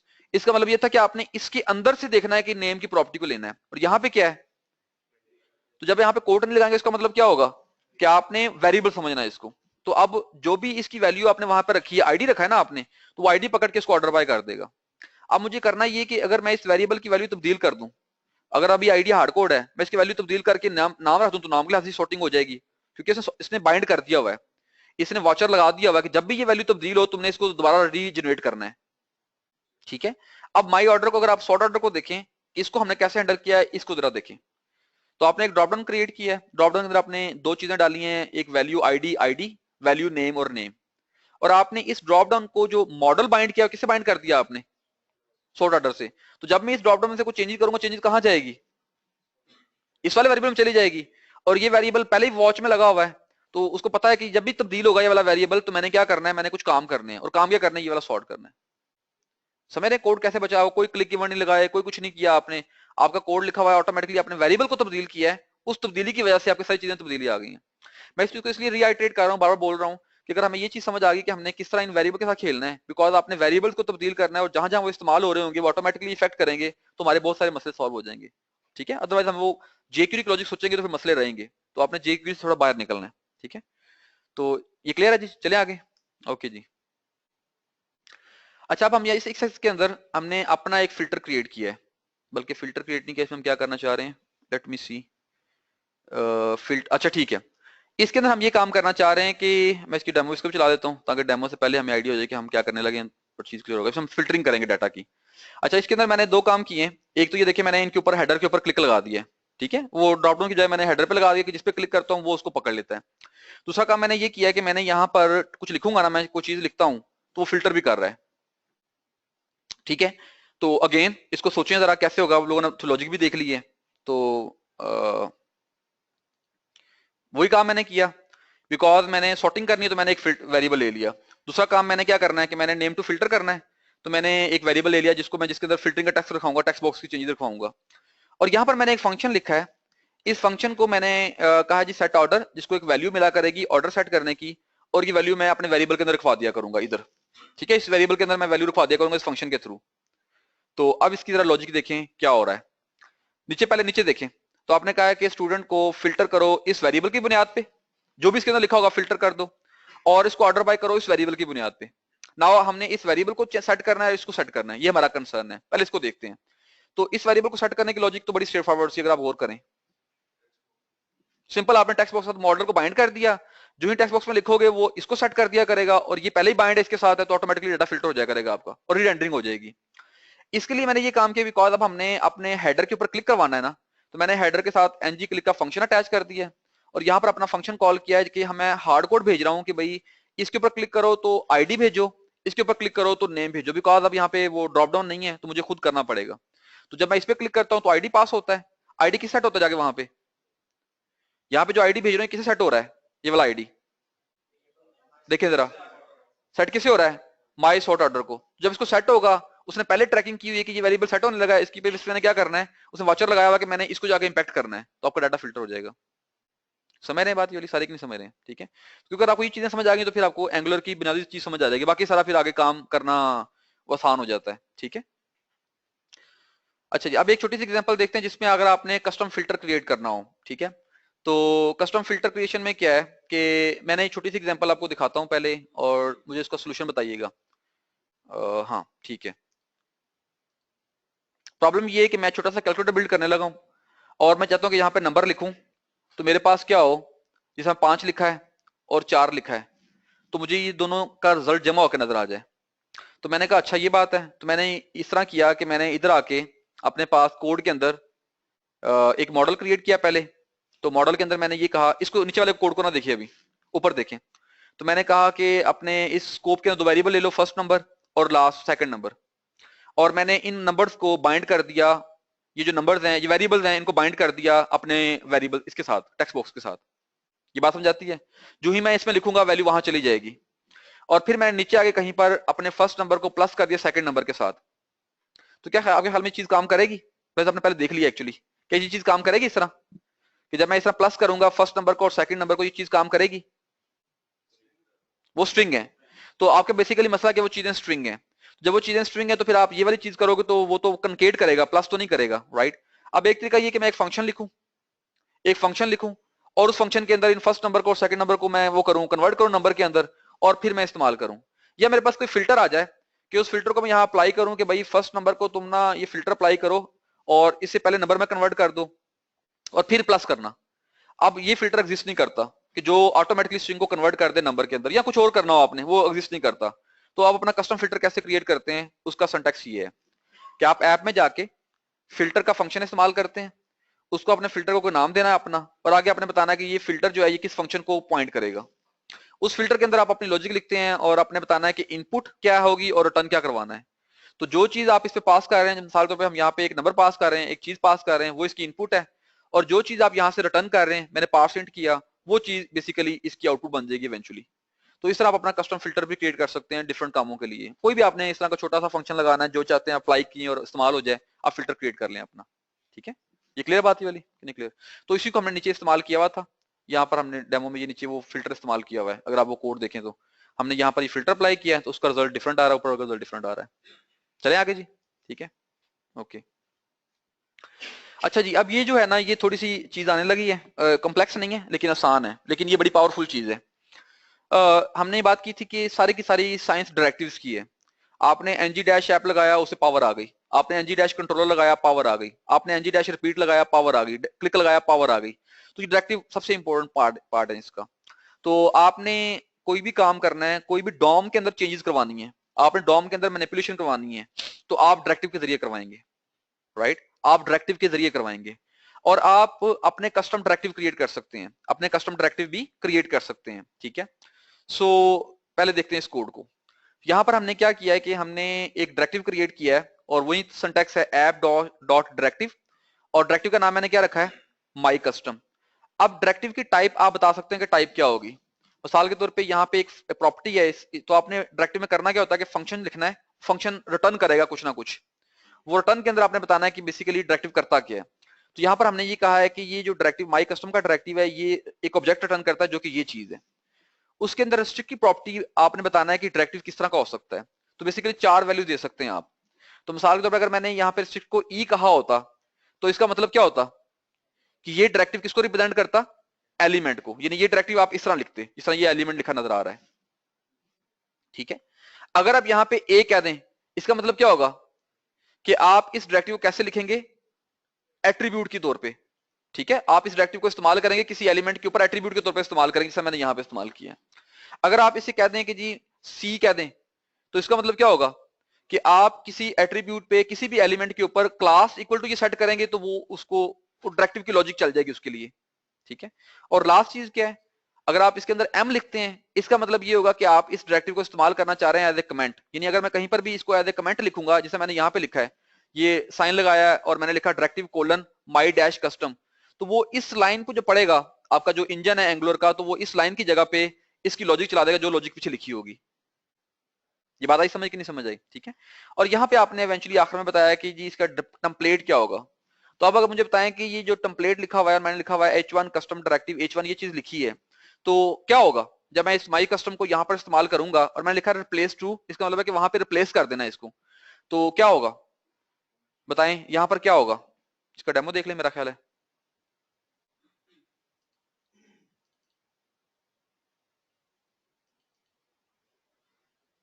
ठीक है जी, तो ये आपके पास डायरेक्टिव बन गया। सॉरी ये कौन सी एग्जांपल देख रहे हैं हम, इसके अंदर 2 एग्जांपल्स हैं, कस्टम डायरेक्टिव ऐप है और बस, ठीक है। तो ऐप हमने ये देख ली है, इसमें माई कस्टम इस्तेमाल हुआ है और माई कस्टम का ये इस्तेमाल हुआ है, ठीक है। तो डेमो 10 ये मेरे पास फाइल आ गई। इस फाइल के अंदर आपने यहाँ पर आके ये इस्तेमाल किया है, माई कस्टम यहाँ पर इस्तेमाल किया हुआ है, स्पैन में माई कस्टम इस्तेमाल किया हुआ है, और इनकी यहाँ पर देखें आउटपुट क्या आ रही है। तो आपको नजर आएगा कि मैंने माई कस्टम के अंदर जो चीज रिटर्न करवाई हुई है वो क्या है। माई कस्टम के अंदर आपने एक टेम्पलेट रिटर्न करवाया हुआ है, H1 का रिटर्न करवाया हुआ है और H1 कस्टम डायरेक्टिव लिखा नजर आ रहा है। तो नोट करें पेज के अंदर कहीं पर मैंने लिखा हुआ है, पेज पर मैंने कहीं पर भी नहीं लिखा हुआ, H1 का टैग नहीं बनाया हुआ यहाँ पर। तो अगर आप नोट करें तो आपको आउटपुट में क्या नजर आ रहा है, यहाँ पे ये आपको डिफरेंट तरह के कस्टम डायरेक्टिव नजर लिखा नजर आ रहा है, ठीक है। और मैंने अभी कौन सा उसका स्टार्ट किया हुआ था, अभी मैंने कौन सा सेट किया हुआ बाय डिफॉल्ट, उसका अभी जो सेट किया हुआ है एम का सेट किया हुआ है। तो जो आपके पास ये वाला पोर्शन है, ये वाला जो पोर्शन है ये वाला चल रहा है आपका पोर्शन, ठीक है। सो अगर मैं अपने पास यहाँ पे जाके इस लाइन को, इस वाली लाइन को खत्म करके कमेंट करके और ये लाइन कर देता हूँ अनेबल, जो कि बाय डिफॉल्ट है आपका एलिमेंट और एट्रीब्यूट बाय डिफॉल्ट होता है। अगर आपने कोई रिस्ट्रिक्ट सेट नहीं किया तो बाय डिफॉल्ट आप उसको एज एलिमेंट और आप एट्रीब्यूट इस्तेमाल कर सकते हैं। तो अब जब मैं इसको चलाऊंगा तो ये जो मेरा डायरेक्टिव की HTML है ये कहां पर रिप्लेस होगी, वाली HTML इस वाली जगह पर रिप्लेस हो जाएगी, और ठीक है। सो लेट्स ट्राई, इसको मैं रिफ्रेश करता हूँ, ठीक है जी, ये आपके पास आ गया। तो आप इसकी HTML भी देख सकते हैं, तो ये देखिए पहले वाली जगह पर रिप्लेस हो गया, ठीक है। जो लिखा हुआ था उसने उसको उस जगह पर रिप्लेस कर दिया है। तो बात की थी ना हमने शुरू में कि आपकी HTML को एक्सटेंड किया है एंगुलर ने, आपको नए टैग देकर, नए एट्रीब्यूट देकर, तो आप इस तरह अपने नए टैग नए एट्रीब्यूट की लॉजिक बनाते हैं, ठीक है। ओके, कोई कंफ्यूजन इसके अंदर, कोई परेशानी कस्टम इसके अंदर बनाने के अंदर, ये बात आगे समझ चले आगे जी, ठीक है। इसके अंदर कुछ एग्जांपल नीचे और भी दी हुई हैं। इस एग्जांपल में क्या कर रहे हैं आप काम, जरा इसको जरा देखें, मुझे बताएं, गैस करें जरा आप लोग जी। इसके अंदर आप क्या कह रहे हैं जी, आप एक डायरेक्टिव बना रहे हैं, उसको नाम क्या दिया आपने, डिस्प्ले डाटा, और यहां पर आपने एक टेम्पलेट डिफाइन किया, लेकिन उस टेम्पलेट के अंदर खास बात भी है, वो खास बात क्या है, इस टेम्पलेट के अंदर खास बात है, वो खास बात क्या है, नजर आ रही है खास बात, कि आपने इस टेम्पलेट के अंदर एक्सप्रेशन इस्तेमाल किए हुए हैं, आपने इस टेम्पलेट के अंदर क्या इस्तेमाल किए हुए हैं, एक्सप्रेशन इस्तेमाल किए हुए हैं, ठीक है। इसका मतलब है कि अगर मैं अपने पेज के अंदर जाके कहीं पर ये चीज लिखूंगा तो उस वक्त स्कोप में जो चीजें पड़ी होंगी वो इसको इस्तेमाल करेगा ये चीज जनरेट करने के लिए, ठीक है। अच्छा, इसके साथ ही डायरेक्टिव एक बनाया है जिसके अंदर आपने टेम्पलेट यूआरएल में एक पेज का दे दिया है, तो जहां पर मैं ये इस्तेमाल करूंगा वहां पर क्या होगा, ये जो पेज होगा ये वहां पर रेंडर हो जाएगा। ये बात समझ रहे हैं कि नहीं समझ रहे हैं। तो अगर मैं अपने पेज के अंदर ये वाला डायरेक्टिव कहीं पर इस्तेमाल करूंगा तो वो उस पूरे डायरेक्टिव की जगह ये पेज डाल देगा, ये पूरा का पूरा पेज वहां पर रिप्लेस कर देगा, ठीक है। और अच्छा खैर, ये तो हमने डायरेक्टिव क्रिएट किए हैं, और नीचे आके हमने क्या किया जी, ये वाला चीज देखें, ये पुराना काम है ना, कंट्रोलर बनाया आपने और कंट्रोलर के अंदर आपने स्कोप के अंदर एक ऑब्जेक्ट ऐड किया डाटा का, ठीक है। अब मैं दोबारा आते हैं, अब जरा नोट करें नीचे आके कि ये जो डिस्प्ले डाटा है यहाँ पर क्या होगा, ये डिस्प्ले डाटा का आपने बनाया हुआ है ना, और नोट करेंगे सारा जो कोड लिखा है किस कंट्रोलर के अंदर है, टेस्ट कंट्रोलर के अंदर। तो जब वो डिस्प्ले डाटा वाले एट्रीब्यूट को इस वाले डायरेक्टिव को रेंडर करने जाएगा तो वो कहां जाएगा, यहां जाएगा। तो वो देखेगा कि इस वाली HTML के अंदर कोई एक्सप्रेशन आ रहे हैं कि नहीं आ रहे, तो वो इन एक्सप्रेशन की वैल्यू कहां से लेगा, इस कंट्रोलर के स्कोप से लेगा। ये बात समझ रहे हैं। तो आपके पास पेज में जो चीज नजर आएगी, यहां पे तो देखिए ये लिखा हुआ है, इसकी जो HTML है वो ये है, लेकिन पेज पे आउटपुट क्या नजर आ रही है, ये बात समझ रहे हैं। सो इस तरह आप अपने टेम्पलेट्स डायरेक्टिव क्रिएट कर सकते हैं, डाटा बाद में उनके पास आए और चीजें जनरेट कर सकते हैं अपनी। ठीक है जी, बात क्लियर है जी।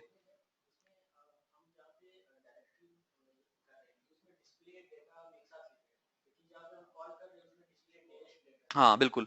तो एक समय एक चीज है कि नेमिंग कन्वेंशन, जो एंगुलर की नेमिंग कन्वेंशन है वो एनजी के साथ स्टार्ट होती है। एंगुलर की नेमिंग कन्वेंशन एनजी के साथ स्टार्ट होती है, तो वो रिकमेंड करता है कि आप अपनी नेमिंग कन्वेंशन एनजी के साथ ना करें, एरर नहीं आएगा।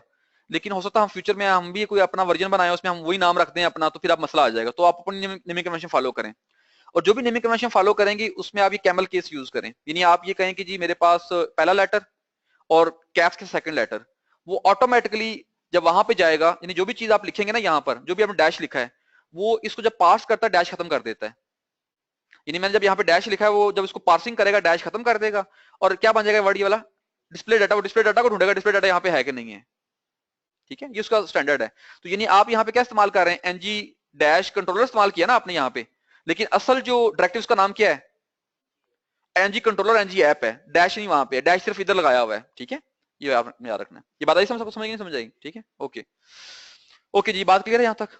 ठीक है, सो ये आप कस्टम डायरेक्टिव भी क्रिएट कर सकते हैं जो कि आपको करने पड़ेंगे।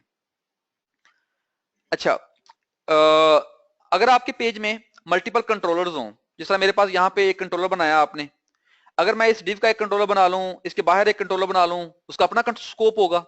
तो हर कंट्रोलर का अपना स्कोप है, जो चीज इस कंट्रोलर में होगी वो उस कंट्रोलर में एक्सेसिबल नहीं होगी। ये हमें अंडरस्टैंडिंग होगी इस बात की, हर कंट्रोलर का अपना स्कोप है और वो बाइंड होगा अपने स्कोप के साथ, अपने वाचर्स होंगे, वो उधर चीज नहीं होगी। लेकिन अगर आपने कोई चीज ऐसी क्रिएट करनी है कि आप इस कंट्रोलर में भी इस्तेमाल कर लो, इस कंट्रोलर में भी इस्तेमाल कर लो, कंट्रोलर के बगैर भी इस्तेमाल कर सको, यानी मैं यहां पर इस्तेमाल करना चाहूँ इस जगह पे, तो उसके लिए क्या कर सकते हैं। तो उसके लिए आपको उसने एक रूट स्कोप दिया हुआ है। रूट स्कोप का मतलब है कि आपकी पूरी एप्लीकेशन लेवल का ग्लोबल ऑब्जेक्ट। ये राइट बात नहीं राइट। तो जो चीजें आप रूट स्कोप में रखेंगे वो चीजें आप जहां मर्जी एक्सेसिबल करें वो अवेलेबल होंगी आपके पास। ठीक है, सो आपके पास रूट स्कोप एक हमारे पास चीज है जो टॉप लेवल पे होता है, और उसके बाद आपके पास छोटे छोटे स्कोप आते हैं। तो रूट स्कोप का लेवल कौन सा है, रूट स्कोप का जो लेवल है वो कौन सा है, ग्लोबल है, और कहां पे होता है, एनजी डैश ऐप। और फिर हर कंट्रोलर का अपना एक स्कोप होगा, और ये सारे के सारे स्कोप एक्सटेंड कर रहे हैं रूट स्कोप को। तो मिसाल के तौर पे अगर मैंने रूट स्कोप के अंदर एक वेरिएबल डिक्लेयर किया एज का, और मैंने इस कंट्रोलर में आके भी एक एज का वेरिएबल डिक्लेयर कर लिया, और बाद में कहीं अपने आप इस कंट्रोलर के अंदर एज को एक्सेस करते हैं, तो कौन सा एज इस्तेमाल होगा, ये वाला कि ये वाला, नीचे वाला स्कोप वाला, राइट, लोकल वाला इस्तेमाल होगा, वो वाला इस्तेमाल नहीं होगा। लेकिन मिसाल के तौर पर अगर मैंने यहाँ पे काउंटर का वेरिएबल इस्तेमाल किया और यहाँ पे मैंने काउंटर का डिक्लेयर नहीं किया, और मैं किसी कंट्रोलर के अंदर आके काउंटर का इस्तेमाल करता हूं, तो वो क्या करेगा, वो देखेगा मेरे स्कोप में है कि नहीं है, नहीं फिर कहां देखे जाके, रूट स्कोप में है कि नहीं है। ठीक है, सो ये हमारा रूट स्कोप होगा। तो छोटी सी एग्जांपल है इसकी जी। उसके अलावा रूट स्कोप का वेरिएबल अवेलेबल है, उसके लिए रूट स्कोप का वेरिएबल है जिसको आप इस्तेमाल कर सकते हैं। ठीक है, अच्छा, तो यहाँ पर हमने एक और रूट स्कोप को इस्तेमाल करने के लिए आपके पास ऐप डॉट रन का फंक्शन इस्तेमाल करना पड़ेगा। अगेन आपने एक फंक्शन प्रोवाइड करना है जिसकी जो पैरामीटर है वो रूट स्कोप होगा। आप इस रूट स्कोप में जो भी चीजें रखेंगे, तब्दील करेंगे, गेट करेंगे, वो कहां से मिलेंगी, आपको रूट स्कोप से मिलेंगी। ठीक है, तो ये एग्जांपल वही है कि मैंने यहाँ पे रूट स्कोप में काउंट 20 रखा है, इस स्कोप के अंदर मैंने काउंट 30 रखा है, और यहाँ पे मैं कहता हूँ कंट्रोलर के अंदर कहता हूँ कि काउंट को डिस्प्ले करो, कंट्रोलर से बाहर आके कहता हूँ काउंट को डिस्प्ले करो। अब ये जो है ये किसी कंट्रोलर का पार्ट नहीं है, ये इसका पार्ट है।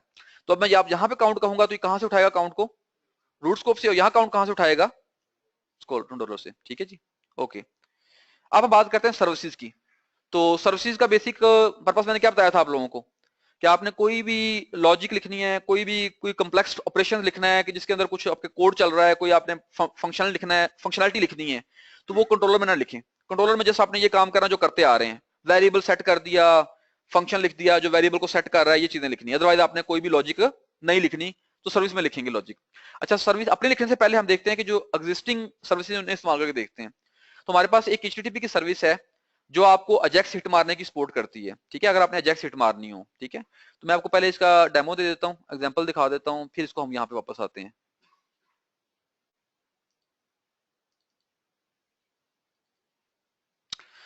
अच्छा जी, ये क्या है जी कि मेरे पास एक ओपन है लाइब्रेरी है, एक ओपन रेस्ट एपीआई है, ये वाली OMD DB API, और उसका ये सिंटैक्स है। अगर आप इस तरह का सिंटैक्स बिल्ड करके इसमें टाइटल में आप कोई पैरामीटर प्रोवाइड करें, तो मतलब टी के साथ कोई टाइटल लिखें, यहाँ पे कुछ चीज लिखें और उसको भेजें, तो बेसिकली ये आपको उसका जेसॉन फॉर्मेट में रिजल्ट देता मूवी का। तो आपको मूवी का पूरा कंटेंट देता जेसॉन फॉर्मेट के अंदर। ये कि ओपन सोर्स मैंने देखी टेस्टिंग के लिए, पहले ये दिखा रहा हूँ आपको। तो आप किस तरह हिट मारेंगे, अजैक्स हिट किस तरह मारेंगे, $HTTP आपका फंक्शन है, आप गेट का फंक्शन कॉल करना चाहते हैं, पोस्ट का फंक्शन कॉल करना चाहते हैं, आप वो बताएंगे कौन सा गेट करना है, पोस्ट करना है, और आगे अपना यूआरएल देंगे जिसको आपने हिट मारनी है, और आगे अपने ये प्रॉमिस, ये बेसिकली प्रॉमिसेस को इस्तेमाल कर रहा है। तो आगे आप बताएंगे डॉट देन। देन का मतलब ये कि इसको हिट मारो, जब वहां से रिस्पॉन्स आ जाए, अगर वो सक्सेस हो तो ये फंक्शन कॉल करो, अगर वो एरर हो तो ये फंक्शन कॉल करो। तो मैंने छोटा सा कोड लिखा जिसमें मैंने एक यूआरएल डिफाइन किया है, और इस यूआरएल के अंदर मैंने ये टाइटल का वेरिएबल खुद लगाया है, ये वाला वेरिएबल, और बाद में मैंने कहा है कि जी जब भी ये फंक्शन कॉल होगा गेट डाटा का, उस गेट डाटा के फंक्शन, जब भी ये फंक्शन कॉल हो तो इस यूआरएल के अंदर टाइटल के वेरिएबल को जो स्कोप में वैल्यू पड़ी हो टाइटल की वो रिप्लेस करो और फिर हिट मार दो, ताकि मैं इसको चेंज करना चाह रहा था उधर उसके साथ, ठीक है। ये फंक्शन क्लियर हो गया आप लोगों को? ये क्या करेगा बेसिकली, ये आपके पास इस हिट को, इस लिंक को हिट मारेगा गेट की, उसमें जो टाइटल मैं वेरिएबल में दूंगा टाइटल, वो टाइटल बेसिकली सेट करेगा और डाटा लाकर आपको जो है वो इस फंक्शन को कॉल कर देगा ऑन सक्सेस को, वरना एरर का फंक्शन कॉल कर देगा। ऑन सक्सेस में क्या लिखा हुआ आपने कि जब भी ये फंक्शन कॉल होता है तो जो इसको रिजल्ट मिलता है वो कहाँ मिलता है, इसको रिस्पॉन्स के अंदर, और रिस्पॉन्स के अंदर अपने डाटा का वेरिएबल आपको रिजल्ट देगा। बेसिकली रिस्पॉन्स में डाटा का वेरिएबल है जो रिजल्ट देता है। तो आपने इसको सेट कर दिया है मूवी के वेरिएबल को, शुरू मूवी का वेरिएबल नल है तो मैंने इसको सेट कर दिया।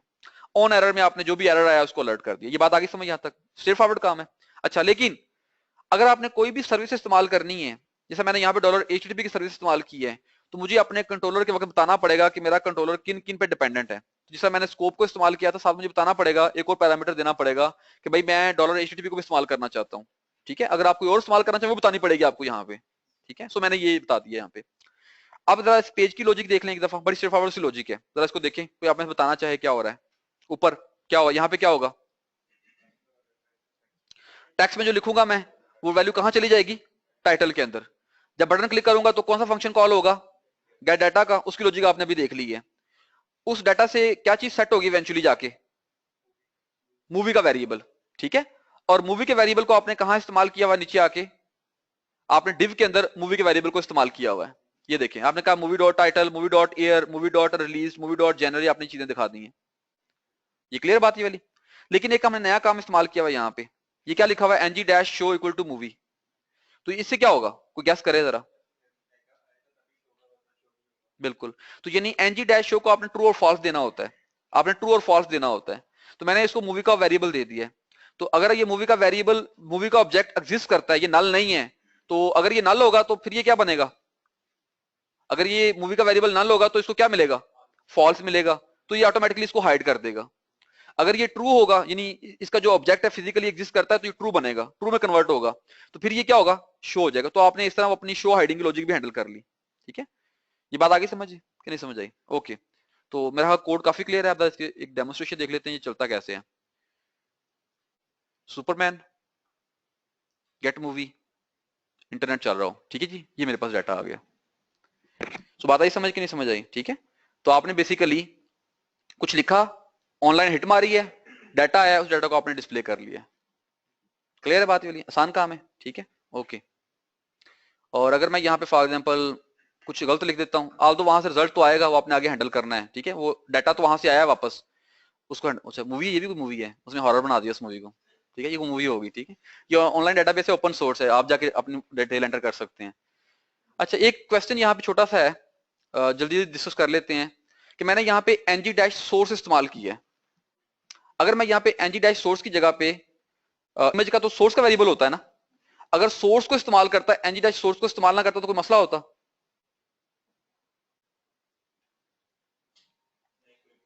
कोई मसला, फिर मैंने एनजी डैश सोर्स क्यों इस्तेमाल किया है? आपको कुछ एग्जांपल दिखाता हूँ।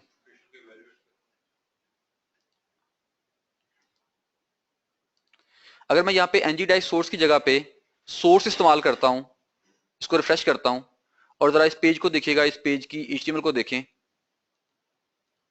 इसको मैं करता हूँ इंस्पेक्ट एलिमेंट यहाँ पे, और यहाँ पे हम करते हैं कंसोल पे जाते हैं और यहाँ पे मैं पेज को रिफ्रेश करने लगा हूँ। ठीक है, तो मैंने जब इसको रिफ्रेश किया है तो मेरे पास यहाँ पे आपको पहले ही कोई एक एरर नजर आ गया है। ये देखिए, देख रहे हैं क्या हुआ है? बेसिकली आपने उस नहीं, मूवी का ऑब्जेक्ट नहीं मिला, वो एरर नहीं है। अगर आपका मूवी का ऑब्जेक्ट नहीं होगा तो वो मसला नहीं है, लेकिन यहाँ पे देखिए उसने एक हिट मारने की कोशिश की हुई है। यहाँ पे वो एक हिट मारने की कोशिश कर रहा है और जो पाथ मिल रहा है वो ये अजीब सा पाथ मिल रहा है उसको, लेकिन कहने का मतलब है उसने हिट मार दी है। अगर आप इमेज का सोर्स का टैग लिखें, जो ही ब्राउजर में पेज लोड हो रहा होता है तो वो उसकी हिट मारता है नेट से डाउनलोड करने के लिए। यानी जो भी अपने इमेज के अंदर सोर्स में लिखा होगा वो उसकी हिट मार रहा है जाके कि मुझे इस चीज ला कर दो, तो वो हिट जा रही है अगर आपने लिखा है। अगर आप चाहते हैं कि नहीं ये हिट ना मारे, जब इसको डाटा मिले तब ये हिट मारे, तो फिर आपने इस्तेमाल करना है, क्या इस्तेमाल करना है आपने यहाँ पे ng डैश सोर्स। अब क्या होगा, अब अगर मैं पेज को रिफ्रेश करूंगा भी तो आपके पास उसकी इमेज की हिट नहीं गई। इमेज की हिट कब जानी है? जब मैं यहां पर कुछ लिख के उसको वो असाइन करूंगा, ठीक है, उसको चेंजेस होंगी तब वो हिट गई है इमेज की। ये देखें यहाँ पे, ठीक है। तो खैर रेंडर हुआ होगा लेकिन वो कंट्रोल कर लिया उसने, हिट नहीं मारी। ठीक है, उसने उसकी हिट खुद ही कंट्रोल कर ली है, डिसेबल कर दी हिट उसकी ना बिहाइंड द सीन। ये बात ठीक है जी? ठीक है, छोटी सी चीज ये भी थी, साथ कर लेते हैं। सो ये हमारे पास एक HTTP सर्विस है, इसकी एग्जांपल है। अब बात करते हैं कि आपने कस्टम सर्विसेज लिखनी है, तो हम कस्टम सर्विस के साथ थोड़ा बढ़ रहे हैं कि अगर आपने एंगुलर में काम करना तो सही पैटर्न क्या होगा काम करने का। ठीक है, सही पैटर्न ये होगा कि आप अपनी एक फाइल बनाएंगे app.js की फाइल।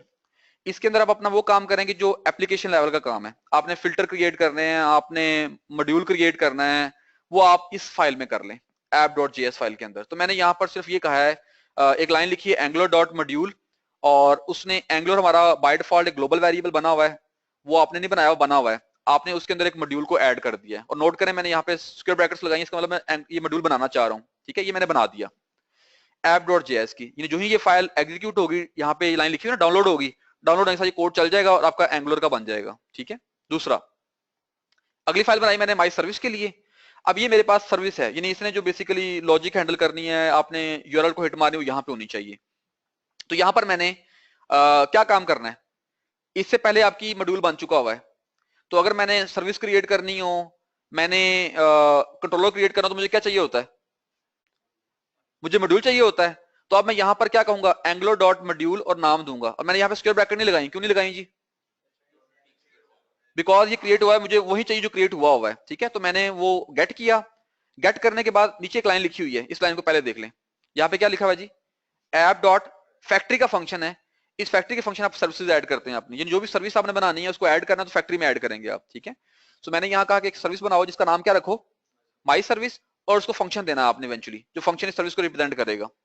तो मैंने एक फंक्शन लिखा है ऊपर, उस फंक्शन का नाम कोई भी रख लें, यहाँ पे ये नाम मैटर नहीं करता। और अपने फंक्शन के अंदर एक पैरामीटर दिया है .http का, इसका मतलब है कि मेरी सर्विस इस पे डिपेंडेंट है $http के ऊपर। और यहाँ वही लॉजिक जो मैंने पहले आपको दिखाई थी, इस लॉजिक में मैंने एक यूआरएल क्रिएट किया है, और ये जो फंक्शन या सर्विस है ये बेसिकली सिंगलटन पैटर्न को अप्लाई कर रहा है। ये किसको अप्लाई कर रहा है? सिंगलटन पैटर्न को। सिंगलटन पैटर्न का मतलब ये है कि आप जरा गौर करें कि इस सर्विस फंक के अंदर, मैं यहाँ पे एक थोड़ी बात गलत बोल गया, इस सर्विस फंक के वेरिएबल के अंदर क्या चीज आनी है, इवेंचुअली क्या आ रहा है? दोबारा आपके पास सर्विस फंक एक फंक्शन ही है, लेकिन ये फंक्शन इवेंचुअली कॉल किसने करना है? ये फंक्शन है ना, ये वाला एक, ये फंक्शन कॉल किसने करना है? आपके एंगुलर ने। तो जब आप अपने कोड के अंदर जाके माई सर्विस की बात करेंगे तो माई सर्विस के अंदर ये फंक्शन नहीं होगा, माई सर्विस के अंदर इस फंक्शन की रिटर्न वैल्यू होगी। बस ये बताना चाह रहा हूं पॉइंट आपको। तो क्योंकि माई सर्विस सिंगलटन पैटर्न है, यानी इस माई सर्विस का जो आपने बनाई है ना, ये इवेंचुअली रिप्रेजेंट करेगा एक ऑब्जेक्ट को। ठीक है, एक ऑब्जेक्ट को रिप्रेजेंट करेगा जैसा सिंगलटन पैटर्न के अंदर होता है। तो आपका जो सर्विस है उससे कुछ ना कुछ रिटर्न करना चाहिए, एक ऑब्जेक्ट रिटर्न करना चाहिए इवेंचुअली। ठीक है, तो आपने जो प्राइवेट लॉजिक लिखनी है आप यहाँ पे लिख लें। एक्चुअली फोर्स टीम तो अवेयर होगी सिंटैक्स की, हम ये करते हैं, काम ही वाला कर रहे होते हैं, लेकिन इसको तसल्ली से देख लें। यहाँ पे अपने सारे फंक्शन लिखने हैं जो प्राइवेट फंक्शन हैं, ये फंक्शन बाहर एक्सपोज नहीं होने, वेरिएबल फंक्शन एक्सपोज। जो फंक्शन आपने बाहर एक्सपोज करने वो कहाँ लिखेंगे आप? इस ऑब्जेक्ट के अंदर जो मैंने यहाँ से रिटर्न करवाया है। तो यहाँ पर हमने एक फंक्शन लिखा गेट डाटा का, जिसको बाहर से एक टाइटल मिलेगा, ये टाइटल इस यूआरएल में रिप्लेस करता है, इसको नया यूआरएल मिल जाता है, इस टाइटल की जगह पे वो नाम आ जाता है, फिर ये वही काम जो पहले किया था आपने। और लेकिन यहाँ पे काम ये हो रहा है कि हम यहाँ पे देन वगैरह करके इवेंचुअली रिटर्न कर रहे हैं, प्रॉमिसेस वाला कंसेप्ट यूज कर रहे हैं कि यहाँ पे हिट नहीं जाएगी, हिट जब आप बाहर से मारेंगे और ये आपको रिटर्न कर देगा और बाहर जाके आपने फिर बताना है डॉट देन वगैरह करना है, वो इस्तेमाल करेंगे। तो हमने यहाँ पे ये कहा है कि जी इस फंक्शन के अंदर आप ये टाइटल पास करें, गेट को हिट मारें और जब रिजल्ट आए तो रिटर्न कर दें रिस्पॉन्स डॉट डाटा। ठीक है, ये मैंने सर्विस का फंक्शन, जो भी आपने काम करने हैं, हिट्स मारनी वो यहाँ पे लिखनी है अपने सर्विस के अंदर। ठीक है, ये बात आ गई समझ, हमने सर्विस क्रिएट की है, ये हमारी ऐप बन गई। नेक्स्ट चीज क्या होगी हमारे पास कि अब इस सर्विस को इस्तेमाल करना है। तो आपने बेसिकली कंट्रोलर का कोड हमने मिस कर दिया इसके अंदर, सॉरी कंट्रोलर का कोड इसके अंदर नहीं लिखा हुआ, डायग्राम मिस हो गई है, आपको यहाँ दिखा देता हूँ। तो ये मेरे पास 3 फाइल थी, ये कंट्रोलर कोड है। अब जरा कंट्रोलर कोड को देख ले, मैंने आपको आपका कोड दिखा दिया है कि उसमें क्या है, सर्विस का कोड दिखा दिया आप लोगों को, ये कोड देखिए इसमें क्या है। तो ये वही कंट्रोलर है, आपने पहले मॉड्यूल बनाना है और आपने अब क्रिएट नहीं करना, बिकॉज आपने फॉलो अलग अप्रोच फॉलो की है। तो यहाँ मॉड्यूल को गेट किया, कंट्रोलर बनाया, उसे कोई नाम दिया, और अब हमारा जो कंट्रोलर है वो डिपेंडेंट किसके ऊपर है, स्कोप को तो इस्तेमाल करना ही करना है, लेकिन ये एक सर्विस के ऊपर भी डिपेंडेंट है। उस सर्विस का नाम क्या रखा था आपने वहां पे, माई सर्विस। तो यहाँ नोट कर रहे हैं कि जो नाम वहां रखा था आपने वेरिएबल लिया, वो ऑटोमेटिकली इन्फर कर रहा है एंग्लो जेएस। अब माई सर्विस के अंदर कौन कौन से फंक्शन अवेलेबल है, सिर्फ एक ही फंक्शन अवेलेबल है जिसका नाम क्या है, गेट डाटा। क्या माई सर्विस से मैं डॉट यूआरएल एक्सेस कर सकता हूं, नहीं कर सकता, ये उसका प्राइवेट वेरिएबल है। ठीक है, ओके। उसके बाद आपने ये वही लॉजिक जो पहले देखी है, टाइटल का है, मूवी का है, फंक्शन लिखा है ऑन सक्सेस का, जब ये कॉल होगा तो जो रिस्पॉन्स आएगा वो मैंने मूवी को सेट कर दिया है। डॉट डाटा क्यों नहीं लिखा यहाँ पे, मैंने डॉट डाटा क्यों नहीं लिखा, बिकॉज मैंने इसके अंदर डॉट डाटा को इस्तेमाल कर लिया हुआ था। ठीक है, और एरर पे एरर दिखा दिया। और अब ये लॉजिक जो है गेट डाटा के फंक्शन की जो लॉजिक इधर लिखी हुई है, उसको मैंने रिप्लेस कर दिया है इस फंक्शन कॉल के साथ। मैंने कहा कि जब ये फंक्शन कॉल हो तो क्या करो, my service dot get data, title pass करो, ये फंक्शन बेसिकली हिट मारेगा, लेकिन आपको रिटर्न कर रहा है एक प्रॉमिस। ठीक है, ये आपको डेफिनेट प्रॉमिस रिटर्न कर रहा है, ये आपको रिटर्न कर देगा यहां से। अब आपने देन लगा के अपने फंक्शन लिखने जो आप कॉल करना चाहते हो। तो मैंने कहा देन, उसमें मैंने अपना फंक्शन दे दिया ऑन सक्सेस का फंक्शन और ऑन एरर का फंक्शन दे दिया। तो ये हिट मार के जब रिजल्ट आएगा तो ये कॉल कर देगा, ये कॉल कर देगा। ठीक है, और HTML की लॉजिक वही है जो आपने पहले देखी है कि आप टेक्स्ट बॉक्स में लिखेंगे, बटन क्लिक करेंगे, डाटा नीचे आ जाएगा। क्लियर है जी, ये वाला, ये गेट डाटा वाला नहीं नहीं, सर्विस तो बनी हुई है, वो आपको हिट मारी है, आपने सिर्फ अपनी बिजनेस लॉजिक लिखी है यहाँ पे। बिजनेस लॉजिक के अंदर आपने आगे हिट मारी हुई, आप रैपर, इसको रैपर का मतलब ये होता है कि मैं $HTTP का रैपर लिख लूं। ठीक है, या तो अपना बिजनेस लॉजिक लिख रहे हैं ना, ये हर जगह तो नहीं चलेगी ना, राइट। तो रैपर ये होता है कि जिस तरह $HTTP का रैपर मैं हर क्लास में इस्तेमाल करना चाहूं तो मैं कुछ फंक्शन उसके लिख लूं और बाद में उनको इस्तेमाल कर लूं। यहाँ पे तो आपने मूवी के लिए लिखा ना काम, ये मूवी के लिए चलेगा। ठीक है, ये बात समझ आ गई यहाँ तक, ठीक है जी, ओके। बोरिंग तो नहीं हो रहा अभी तक, इस तरह का ही है, बस बर्दाश्त करें आप। अच्छा जी, सो अब हम बात करते हैं कि अगर आपने एंगुलर के अंदर सिंगल पेज एप्लीकेशन बनानी हो, तो सिंगल पेज एप्लीकेशन का मतलब ये है कि मेरे पास एक पेज खुल जाएगा, उसी पेज के ऊपर मेरे पास डिफरेंट व्यूज आएंगे, कभी कोई व्यू आ जाएगा, कभी कोई व्यू आ जाएगा। ठीक है, अगर आपने वो काम करना है तो कैसे करेंगे। ठीक है, सो जब आप सिंगल पेज एप्लीकेशन की बात करेंगे या राउटिंग की बात करेंगे, तो फिर आपकी एप्लीकेशन डायरेक्ट नहीं चलेगी, आपने डायरेक्ट नहीं चलाना एप्लीकेशन को, यानी मैं अगर ये डबल क्लिक करता हूं ना तो ये मेरे पास डायरेक्ट ब्राउजर में चलती चीज। फिर आपकी एप्लीकेशन डिप्लॉयड किसी सर्वर पे होनी चाहिए, किसी वेब सर्वर में चलेगी तो चीजें चलेंगी आपकी, अदरवाइज वो लोकल मसला आ जाएगा। ठीक है, सो मैंने ये एप्लीकेशन मैंने विजुअल स्टूडियो का पार्ट बना दिया अभी, ताकि वो एक लोकल होस्ट में चले और मेरे पास एक सर्वर में चले। ठीक है, आपको इधर एक्सप्लेन कर देता हूँ इसको। तो राउटिंग का मतलब ये है कि आपने एंगुलर के अंदर लोकल पेजेस मेरे पास आ गए हुए हैं और मैंने बटन क्लिक्स के ऊपर या इवेंट्स के ऊपर अपने डिफरेंट व्यूज दिखाने हैं। ठीक है, वो कैसे करेंगे हम, तो मेरे पास एंगुलर की फाइल ये तो पहले देख चुके हैं आप, इस्तेमाल होती आ रही है। आपको राउटिंग के लिए एक और फाइल ऐड करनी पड़ेगी जिसका नाम है एंगुलर डैश राउट, ये आपको इंक्लूड करनी पड़ेगी। उसके बाद मैंने अपने पेज के अंदर जाके, ये मेरा मेन पेज है जिसके अंदर मैंने अपनी ये मेरा मेन पेज है जिसके अंदर मैंने अपना कोड लिखा हुआ है, और इस कोड के अंदर मैंने क्या किया है कि वही काम, ऊपर फाइल एडिट है और यहाँ पर मैंने ये डिफरेंट फाइल्स अपनी ऐड कर ली हैं, ऐप की फाइल ऐड कर ली, सर्विस की फाइल ऐड कर ली, और 2 कंट्रोलर बना रहा हूँ यहाँ पे मैं। एक कंट्रोलर होगा मेन कंट्रोलर जो कि और काम करेगा, और एक लॉगिन कंट्रोलर होगा जो लॉगिन को हैंडल करेगा। उसके बाद मैंने यहाँ पे ये 2 हाइपरलिंक्स बनाए हैं, और हाइपरलिंक्स बनाने के बाद मैंने यहाँ पे लिखा हुआ है एक नया एट्रीब्यूट इस्तेमाल किया जिसका नाम क्या है ng-view। तो इसका मतलब क्या है, इसका मतलब ये कि जब मैं ब्राउजर के अंदर खुद हाथ से लिखूं #/main, तो उसके अगेंस्ट कोई व्यू होगा, कोई HTML का व्यू होगा, कोई फाइल होगी, वो रेंडर हो जाएगी यहां पर। जब मैं ब्राउजर के अंदर लिखूंगा #login, तो जो उसके अगेंस्ट व्यू पड़ा होगा, कोई HTML पड़ी होगी, वो यहां पर रेंडर हो जाएगी। ये बात समझ रहे हैं कि नहीं समझ रहे हैं? ठीक है। सो आपने अभी 2 हाइपरलिंक क्रिएट किए हैं ताकि मैं हाथ से ना लिखूं। जब मैं हाइपरलिंक क्लिक करूंगा तो ब्राउजर में ये लिखा जाएगा #/main। जब मैं ये लिखूंगा तो ये लिखा जाएगा। ठीक है। और लेकिन अब कोई बंदा होना चाहिए ना कि जो इसको समझ सके कि #/main से क्या करना है, जब #/login हो तो क्या करना है। ठीक है, वो कोई होना चाहिए हमारे पास। तो उसके लिए राउटिंग का मैकेनिज्म अवेलेबल है, जहां पे आप डिफाइन करेंगे जब ये लिखा जाए ब्राउजर में तो क्या करो, जब ये लिखा जाए तो क्या करो। ठीक है, वो आप देखते हैं वो कैसे करेंगे। अगेन आपने अपनी app.js के अंदर राउटिंग वाला काम करना है।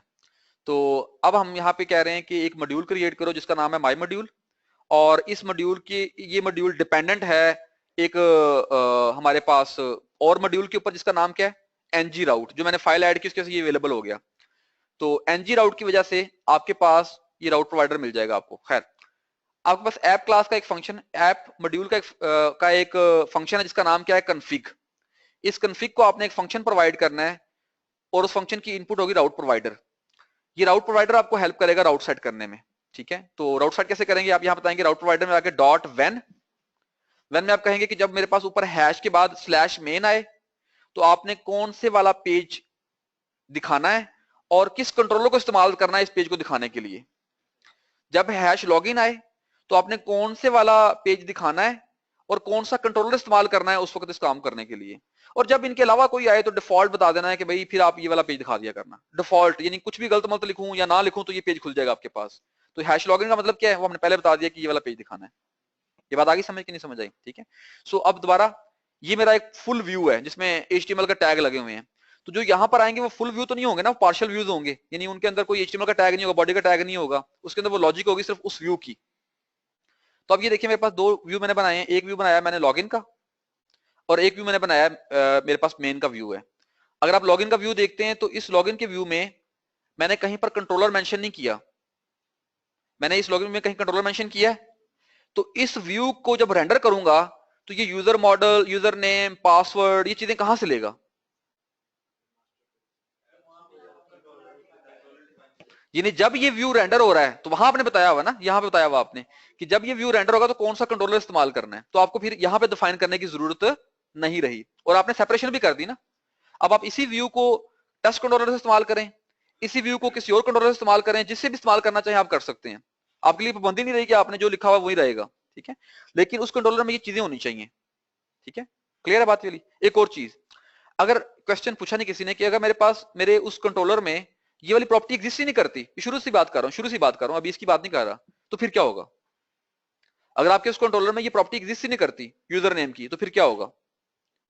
तो फिर आपके पास वो ग्रेसफुली फेल करेगा, आपको एरर नहीं देगा। लेकिन अगर आपने एंगुलर में गलती कर दी, एंगुलर की फाइल ऐड नहीं की हुई, या आपने टेस्ट कंट्रोलर गलत कर दिया, तो फिर वो इन्हीं को इस तरह रिप्रेजेंट कर देगा जैसे ये लिखे आते हैं, इस तरह दिखा देगा, डिस्प्ले कर देगा। ठीक है, यानी अगर आपको ये चीज लिखी नजर आ रही है स्क्रीन पे, इसका मतलब है कि एंगुलर नहीं चला सही, एंगुलर को समझ नहीं आई। ठीक है, सो इस पे समझ आ रहा है यहाँ पे क्या हो रहा है? कोई आप में से बताना चाहिए यहाँ पे क्या हो रहा है, यहाँ क्या कर रहे हैं हम? यानी आप इस टेक्स्ट बॉक्स को यूजर नेम से बाइंड कर रहे हैं, यहाँ क्या कर रहे हैं आप?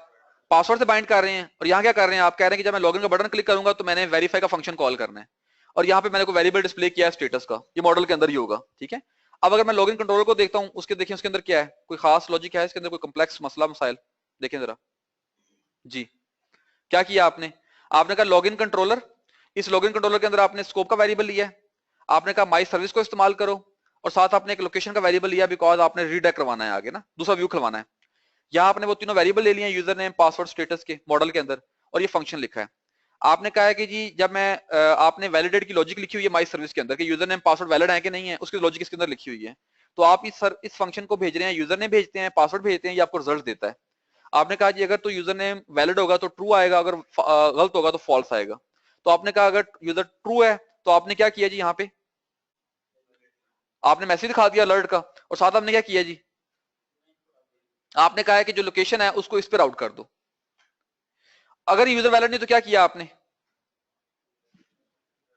ये बात समझ रहे हैं यहाँ पे क्या हुआ है? ठीक है, अच्छा, तो ये मेरे पास लॉगिन का हो गया, लॉगिन का पेज होगा, मैं यूजर नेम लिखूंगा, पासवर्ड लिखूंगा, बटन दबाऊंगा, वेरीफाई करेगा, अगर यूजर वैलिड होगा तो वो ये अलर्ट दिखा के यहाँ चला जाएगा, अगर वैलिड नहीं होगा तो मुझे स्टेटस नजर आ जाएगा। ठीक है, दूसरा काम, मेन को देखें जरा, जब ये पेज खुलेगा तो क्या हो रहा है, ये वही पुराना पेज है, ये वही पुराना पेज है मूवी वाला, यानी जब ये पेज खुलेगा ये कंट्रोलर एक्सपेक्ट करेगा मुझसे, और उस कंट्रोलर को मैंने पास किया है अपने राउटिंग के वक्त, और यहाँ पर मैंने वही मैसेज दिखाया हुआ है, वेलकम नेम दिखा दिया हुआ है, और मैंने ये कुछ टाइटल वगैरह और बटन दबाऊंगा तो वो मुझे मूवी लगा दिखा देगा यहाँ पे।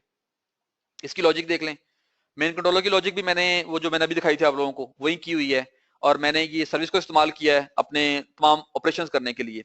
ठीक है, तो आप सर्विस के अंदर चले जाएं तो वही फंक्शन है जो पहले आपने देखा है कि जी मेरे पास ये यूआरएल है, और यहाँ पे आपने फंक्शन लिखा गेट डाटा का, पुराना फंक्शन जो पहले लिखा था, लेकिन एक नया फंक्शन ऐड किया हमने। क्या ऐड किया अभी नया फंक्शन, और आपने यहाँ पे हार्ड कोड किया कि अगर यूजर नेम एडमिन हो और पासवर्ड भी एडमिन हो तो आपने ट्रू देना वरना फॉल्स देना। यहाँ पे आप लॉजिक डेटाबेस की लॉजिक होगी बाद में। ठीक है, एग्जांपल देखते हैं थोड़ी देर बाद।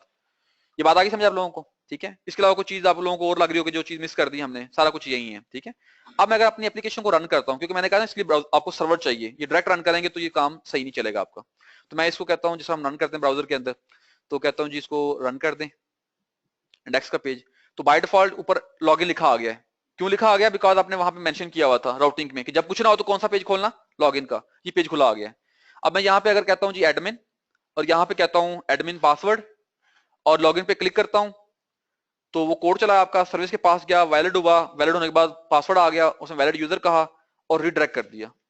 तो रीडायरेक्ट में आपका सिर्फ ऊपर यूआरएल चेंज हुआ है, आपका पेज रीलोड नहीं हुआ, वही वाला व्यू जो था वो नजर आ गया आपको यहाँ पे। ठीक है, और अगली लॉजिक वही वाली है। ठीक है जी, डाटा आपका जो लॉजिक थी।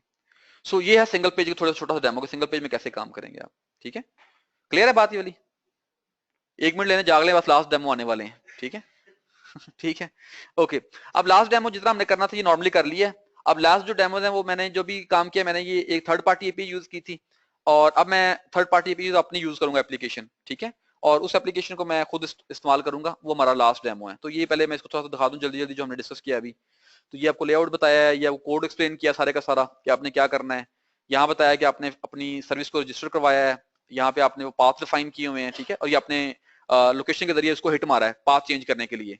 तो ये मेरा कंट्रोलर था जहाँ पे आपने ये माई सर्विस का मेंशन किया ताकि कॉल कर सकें, और ये आपके राउट वाली फाइल इंपॉर्टेंट है, और ये चीजें इंपॉर्टेंट थी, ये मैंने एक्सप्लेन किया आपको। ठीक है, लॉगिन का पेज है, मेन का पेज है, और ये अब हमारा डेमो है कि मैं एंगुलर के साथ नोड को इस्तेमाल करूंगा, यानी नोड मेरा सर्वर साइड एनवायरनमेंट होगा, और मैं उसके थ्रू अपने डेटाबेस को एक्सेस करूंगा। डेटाबेस इस डेमो में माईस्क्यूएल होगी, अगले के अंदर मोंगोडीबी होगी, जो हमारा एंड गोल होगा वो आखिरी डेमो इसके बाद होगा। ठीक है, 10 मिनट मैक्सिमम चाहिए आप लोगों के बस, क्योंकि अब वो हमने ये चीजें रिपीट कर ली है मोस्टली, अब सिर्फ हमने कुछ बातें रिपीट करनी है, एग्जाम्पल देखनी सिर्फ।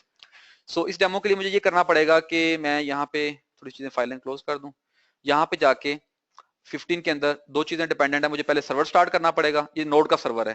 तो जिन्होंने पहला सेशन अटेंड किया होगा वो याद होगा कि हम नोड का सर्वर बनाते थे, तो इसकी लॉजिक पहले डिस्कस कर चुके हैं, ये वही लॉजिक है सेम टू सेम। तो मैं इन चीजों को एक्सप्लेन नहीं कर रहा, सिर्फ समझने की कोशिश ये करें कि ये जो नोड का सर्वर है ये मुझे एक्सपोज करा डाटा इन फंक्शन के थ्रू, यानी अगर बाहर से मैं ये फंक्शन कॉल करूं स्टूडेंट स्लैश लॉगिन का, और इसको पोस्ट के जरिए कॉल करूं और यूजर ने पासवर्ड भेजूंगा, तो ये यूजर ने पासवर्ड को वेरीफाई करके मुझे ट्रू या फॉल्स रिटर्न कर देगा। ठीक है, इस तरह करके जेसॉन फॉर्मेट में। अगर मैं ये हिट मारूंगा स्टूडेंट गेट ऑल की, तो ये माईस्क्यूएल के साथ कम्युनिकेशन करके क्यूरी मारेगा सिलेक्ट स्टैटिक फ्रॉम स्टूडेंट की, और मुझे सारे स्टूडेंट रिटर्न कर देगा। अगर मैं ये हिट मारूंगा तो ये वही पुराना काम जो पहले हम डेमो करते रहे हैं, अब मैं इसको हिट मारना चाह रहा हूं अपने नोड अपने एंगुलर के साथ। ठीक है, सो इसका कोड देखते हैं अभी। तो ये मेरा सर्वर है, इसको मैं स्टार्ट कर देता हूं, तो आपके पास सर्वर नोड का स्टार्ट हो गया इस पोर्ट के ऊपर। ठीक है, अब हमारे पास जो एप्लीकेशन है वो क्लाइंट एप्लीकेशन, उसको देख लेते हैं। तो क्लाइंट एप्लीकेशन मैंने अभी एक ही फाइल बनाई है और एक मैंने एप्लीकेशन लिखी है, ज्यादा मैंने कम्प्लेक्सिटीज नहीं लिखी हुई। तो अगर आप इसकी एप्लीकेशन एचटीएमएल में आए तो आपको वो नजर आएगा, लॉगिन का एक फॉर्म नजर आएगा, लॉगिन का, उस लॉगिन का कंट्रोलर लगा दिया उसके ऊपर। लॉगिन का कंट्रोलर है जिसके ऊपर आपने लगाया हुआ है कि वैलिड यूजर, अगर वैलिड है वेरिएबल के अंदर ट्रू है तो ये हाइड रहेगा यूजर, तो अगर ये वैलिड यूजर फॉल्स है तो ये आपको नजर आ रहा होगा।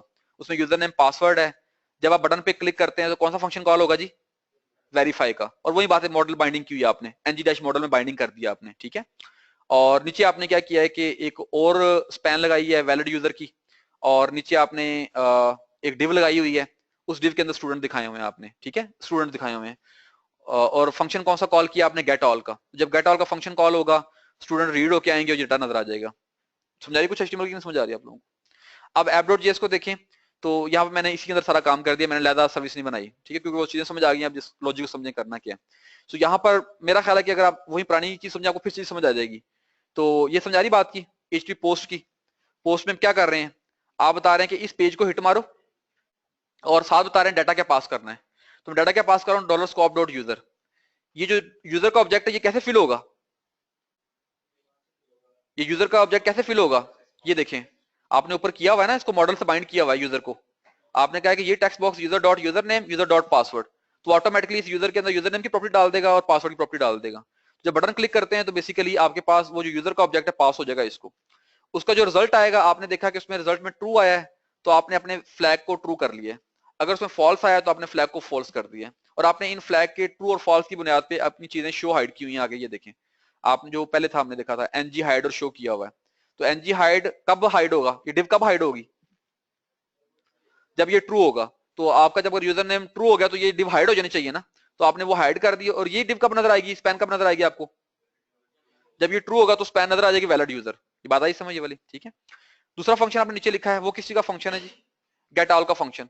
तो गेट ऑल के फंक्शन के अंदर आपने क्या चीज लिखी है, आपने कहा जी गेट ऑल के फंक्शन के अंदर इसको हिट मारो, और ये जो चीज रिटर्न कर रहा है उसको स्टूडेंट को असाइन कर दो, तो स्टूडेंट का ऑब्जेक्ट बन जाएगा। और स्टूडेंट के साथ क्या किया आपने यहाँ पे, ये देखिए आपने एक लूप लगा के चीजों को दिखाया हुआ है, ठीक है। सो अगर मैं इस डेमो को चलाता हूँ, अब ये डेमो सर्वर डिपेंडेंट नहीं है, मेरी सिंपल सी HTML है। यहाँ चलाता हूँ, एडमिन एडमिन पहले गलत दे देता हूँ, साइन इन किया, उसने कहा इनवैलिड यूजर। अगर आप यहाँ पे देखें तो आप वो हिट वगैरह भी देख सकते हैं, कहाँ पे कंसोल पे किसको हिट गई है और क्या चल रहा है यहाँ पे, ठीक है, क्या पास किया आपने वहां से, क्या पास किसको हिट गई है और क्या वहां से रिटर्न हुआ है, ठीक है।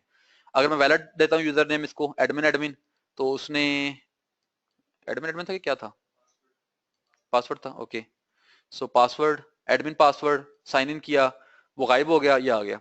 अब मैं इसको हिट मारता हूँ शो ऑल को, तो वो आपके पास वहां गया, यूजर लेके आया और रेंडर हो गया, राइट। सो इवेंचुअली गोल क्लाइंट साइड डेवलपमेंट का कि आप हिट मारें, डाटा लें दें और अपने काम कंप्लीट करें, ठीक है। ओके जी, लास्ट डेमो हमारा है वो है जी मोंगो के ऊपर।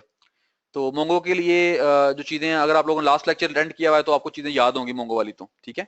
तो मैंने पहले कोड दिखा देता हूँ मोंगो का आपको, कि मैंने कोड में चेंजेस क्या किए। सेम सेम एपीआईज है, सेम क्लाइंट है, मैंने कोई चेंज क्लाइंट पेंट पे नहीं की, एक चेंज नहीं की। तो लेकिन उसका कोड देख लें सर्वर एंड पे क्या है। अब चूंकि आपने मोंगो डीबी इस्तेमाल करना है, तो मोंगो डीबी के लिए मैंने अपने पास इधर आके यहाँ पे कलेक्शन क्रिएट की है जिसका नाम है बुक्स की कलेक्शन है। उस बुक्स के अंदर एक यूजर की कलेक्शन है, जिसके अंदर मैंने इस कलेक्शन के अंदर एक मैंने यूजर डाल दिया जिसका लॉगिन की फील्ड में क्या पड़ा हुआ है और पासवर्ड में वैल्यू पड़ी हुई है। ये मैं लॉगिन के लिए इस्तेमाल करूंगा वेरीफाई करने के लिए। और दूसरी कलेक्शन है जिसके अंदर स्टूडेंट पड़े हुए हैं और मैंने यहाँ पे स्टूडेंट डमी डाल दी हुए, ठीक है, JSON फॉर्मेट में स्टूडेंट पड़े हुए मेरे पास ये वाले। तो मैंने करना क्या है कि जब मेरे पास यहाँ पे इस वाले, ये वही कोड है सेम टू सेम, कि बाहर से लॉगिन की हिट आएगी, मुझे यूजर नेम पासवर्ड मिल जाएगा। अब मैंने यहाँ पे हार्ड कोडिंग नहीं की, बल्कि जो लास्ट क्लास में हमने कोड डिस्कस किया था वो कोड चलाने लगा हूँ कि आप मोंगो को कनेक्ट करें, मोंगो में यूजर की कलेक्शन के पास जाएं और कलेक्शन में फाइंड करें। याद है फाइंड का सिंटैक्स आप लोगों को, उसमें आप बताएंगे कि भी मेरे पास लॉगिन की फील्ड में यूजर नेम हो एंड पासवर्ड की फील्ड में अगर पासवर्ड वाली वैल्यू जो बाहर से आ रही है यहाँ से, तो मुझे यहाँ पे आ जाओ। जब ये क्यूरी चलेगी और रिजल्ट आएगा तो आपने चेक करना है कि आइटम्स में क्या आया है। अगर आइटम्स की लेंथ में, अगर आइटम की लेंथ में कुछ मिला है उसको तो कोई रिजल्ट आया होगा, वरना नहीं आया होगा। तो आपने कहा अगर रिजल्ट आया है तो ट्रू रखवा लो, वरना फॉल्स रिटर्न कर दो। तो आपने यहाँ से ट्रू और फॉल्स रिटर्न कर दिया, ठीक है। दूसरा लॉजिक गेट ऑल में क्या किया आपने, वही काम किया है मोंगो वाला, कि आपने इस कलेक्शन को पकड़ा, कोई वेयर कंडीशन नहीं लगानी है आपने, और आपने सेलेक्ट क्राइटेरिया के अंदर कोई बताएगा, आप छोटा सा क्विज कर लेते हैं, ये क्या कर रहा है, बड़ा लेक्चर लिया था लास्ट टाइम आप लोगों ने, ये क्या कर रहा है, शाबाश।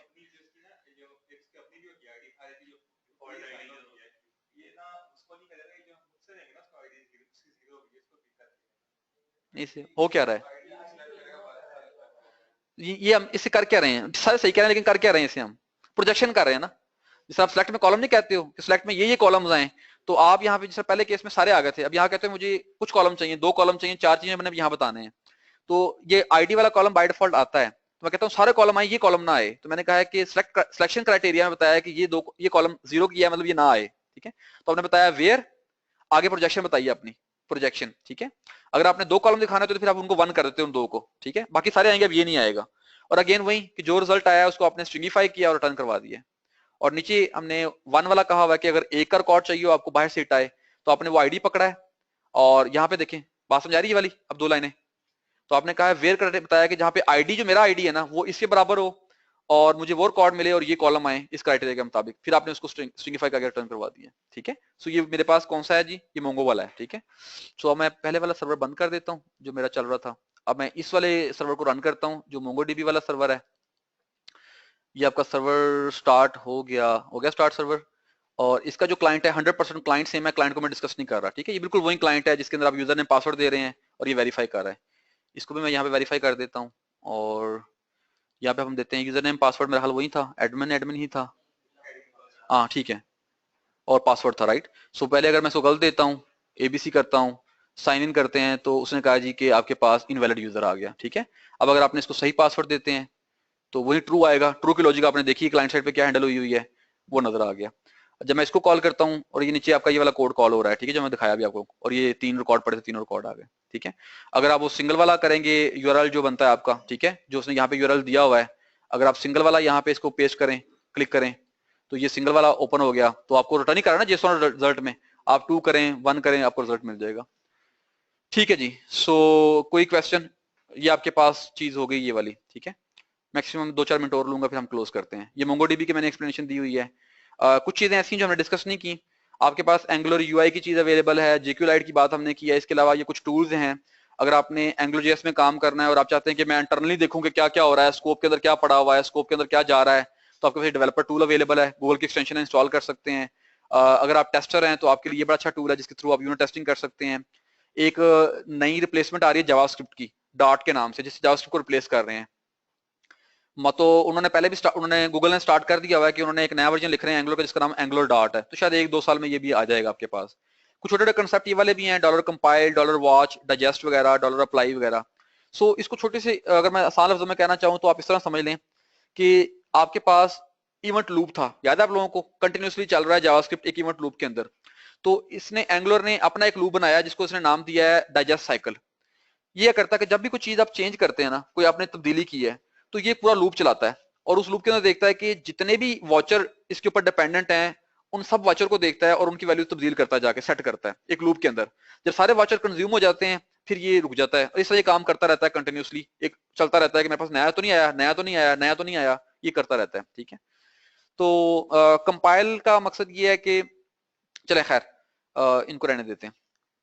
ठीक है बात ये वाली जी कि नहीं? ठीक है, अच्छा आपको जो मेन कंसर्न क्या आएंगे इसके अंदर, इश्यूज क्या आएंगे जो आपको फील फेस होने चाहिए, वो क्या आएंगे जब आप काम करेंगे? तो आपके लिए एक तो मैंने सारा बता दिया कि आपने इस तरह करना है। जब आप डायनामिक कंटेंट लेके आएंगे ना, जैसा मैंने फॉर एग्जांपल अभी जनरेट किए हैं, डब्बे बना दिए हैं, अब मैं कहूँ डब्बों के ऊपर क्लिक करें और आपने कुछ करवाना है, ये डब्बे तो ऑटोमेटिकली जनरेट हुए हैं ना, इनको तो आप कंट्रोल कर ही नहीं रहे, तो ये ऑटोमेटिकली एनजी रिपीट से जनरेट हो रहे थे, तो इनके ऊपर क्लिक का इवेंट कैसे लगाएंगे आप? ये बात समझ रहे हैं? तो ये जो डायनामिक कंटेंट होता है उसके ऊपर आपने क्लिक का इवेंट कैसे लगाना है या कैसे काम करना है, तो वहां पे आपको ये डॉलर कंपाइल की ऑप्शन अवेलेबल नजर आएगी। डॉलर कंपाइल की ऑप्शन समझ आएगी वहां पे कि आप अपने HTML के कोड को कंपाइल के जरिए कंपाइल करवा के स्कोप देकर करेंगे, तब ये समझेगा जो डायनामिक HTML आई है, इस डायनामिक HTML के साथ मैंने एंगुलर कोड कैसे चलाना है। ठीक है, तो जस्ट एक हिंट दे देता हूँ कि इसको इस्तेमाल करेंगे चीजें आएंगी। ठीक है, खैर थोड़ा मैंने लिख भी दिया यहाँ पे, थोड़ा बहुत लिख दिया है जो चीजें हैं ये वाली। ठीक है, और वॉच, अगर आपने खुद वॉच लगानी है, अगर आप खुद वॉच करना चाहते हैं कि ये एट्रीब्यूट तब्दील हुआ है कि नहीं हुआ, तो आप वॉच का एट्रीब्यूट इस्तेमाल कर, ये वेरिएबल इस्तेमाल करके इसके साथ आप अपना फंक्शन अटैच कर देंगे, जब भी वो वेरिएबल तब्दील होगा फंक्शन आपको कॉल हो जाएगा, तो आपने जो भी काम करना हो, लॉगिंग करनी हो, आप वो लॉगिंग कर सकते हैं इसके ऊपर। ठीक है, और डाइजेस्ट वही मैंने जो बताया आपको भी, जो पूरा साइकिल चलता है उसको डाइजेस्ट साइकिल कहते हैं, यानी वो हजम करता है तमाम जो चेंजेस हैं, प्रोपोगेट करता है प्रॉपरली कि चीजें जहां जहां प्रोपोगेट होनी थी वो हुई है कि नहीं हुई, जिन जिन्हें मुझे वॉच के लिए लगाई हुई थी वो नोटिफाई हुए कि नहीं हुए, तो ये पूरा साइकिल एक चला के वो कंप्लीट करता है। ठीक है, और अगर आप एंगुलर से बाहर काम कर रहे हो, अपने इसके साथ ही काम कर रहे हो लेकिन एंगुलर के बाहर कोड चला रहे हैं और आप चाहते हैं कि जो चेंजेस वहां पे हुई हैं वो वॉच में आ जाएं या डाइजेस्ट साइकिल चले उनके लिए, तो डॉलर अप्लाई इस्तेमाल करते हैं आप। ठीक है, ये कंसेप्ट है। सो इन शॉर्ट कोई क्वेश्चन आप लोगों के, कोई ज़हन में बात समझ आई हो कि यार क्यों किया हमने?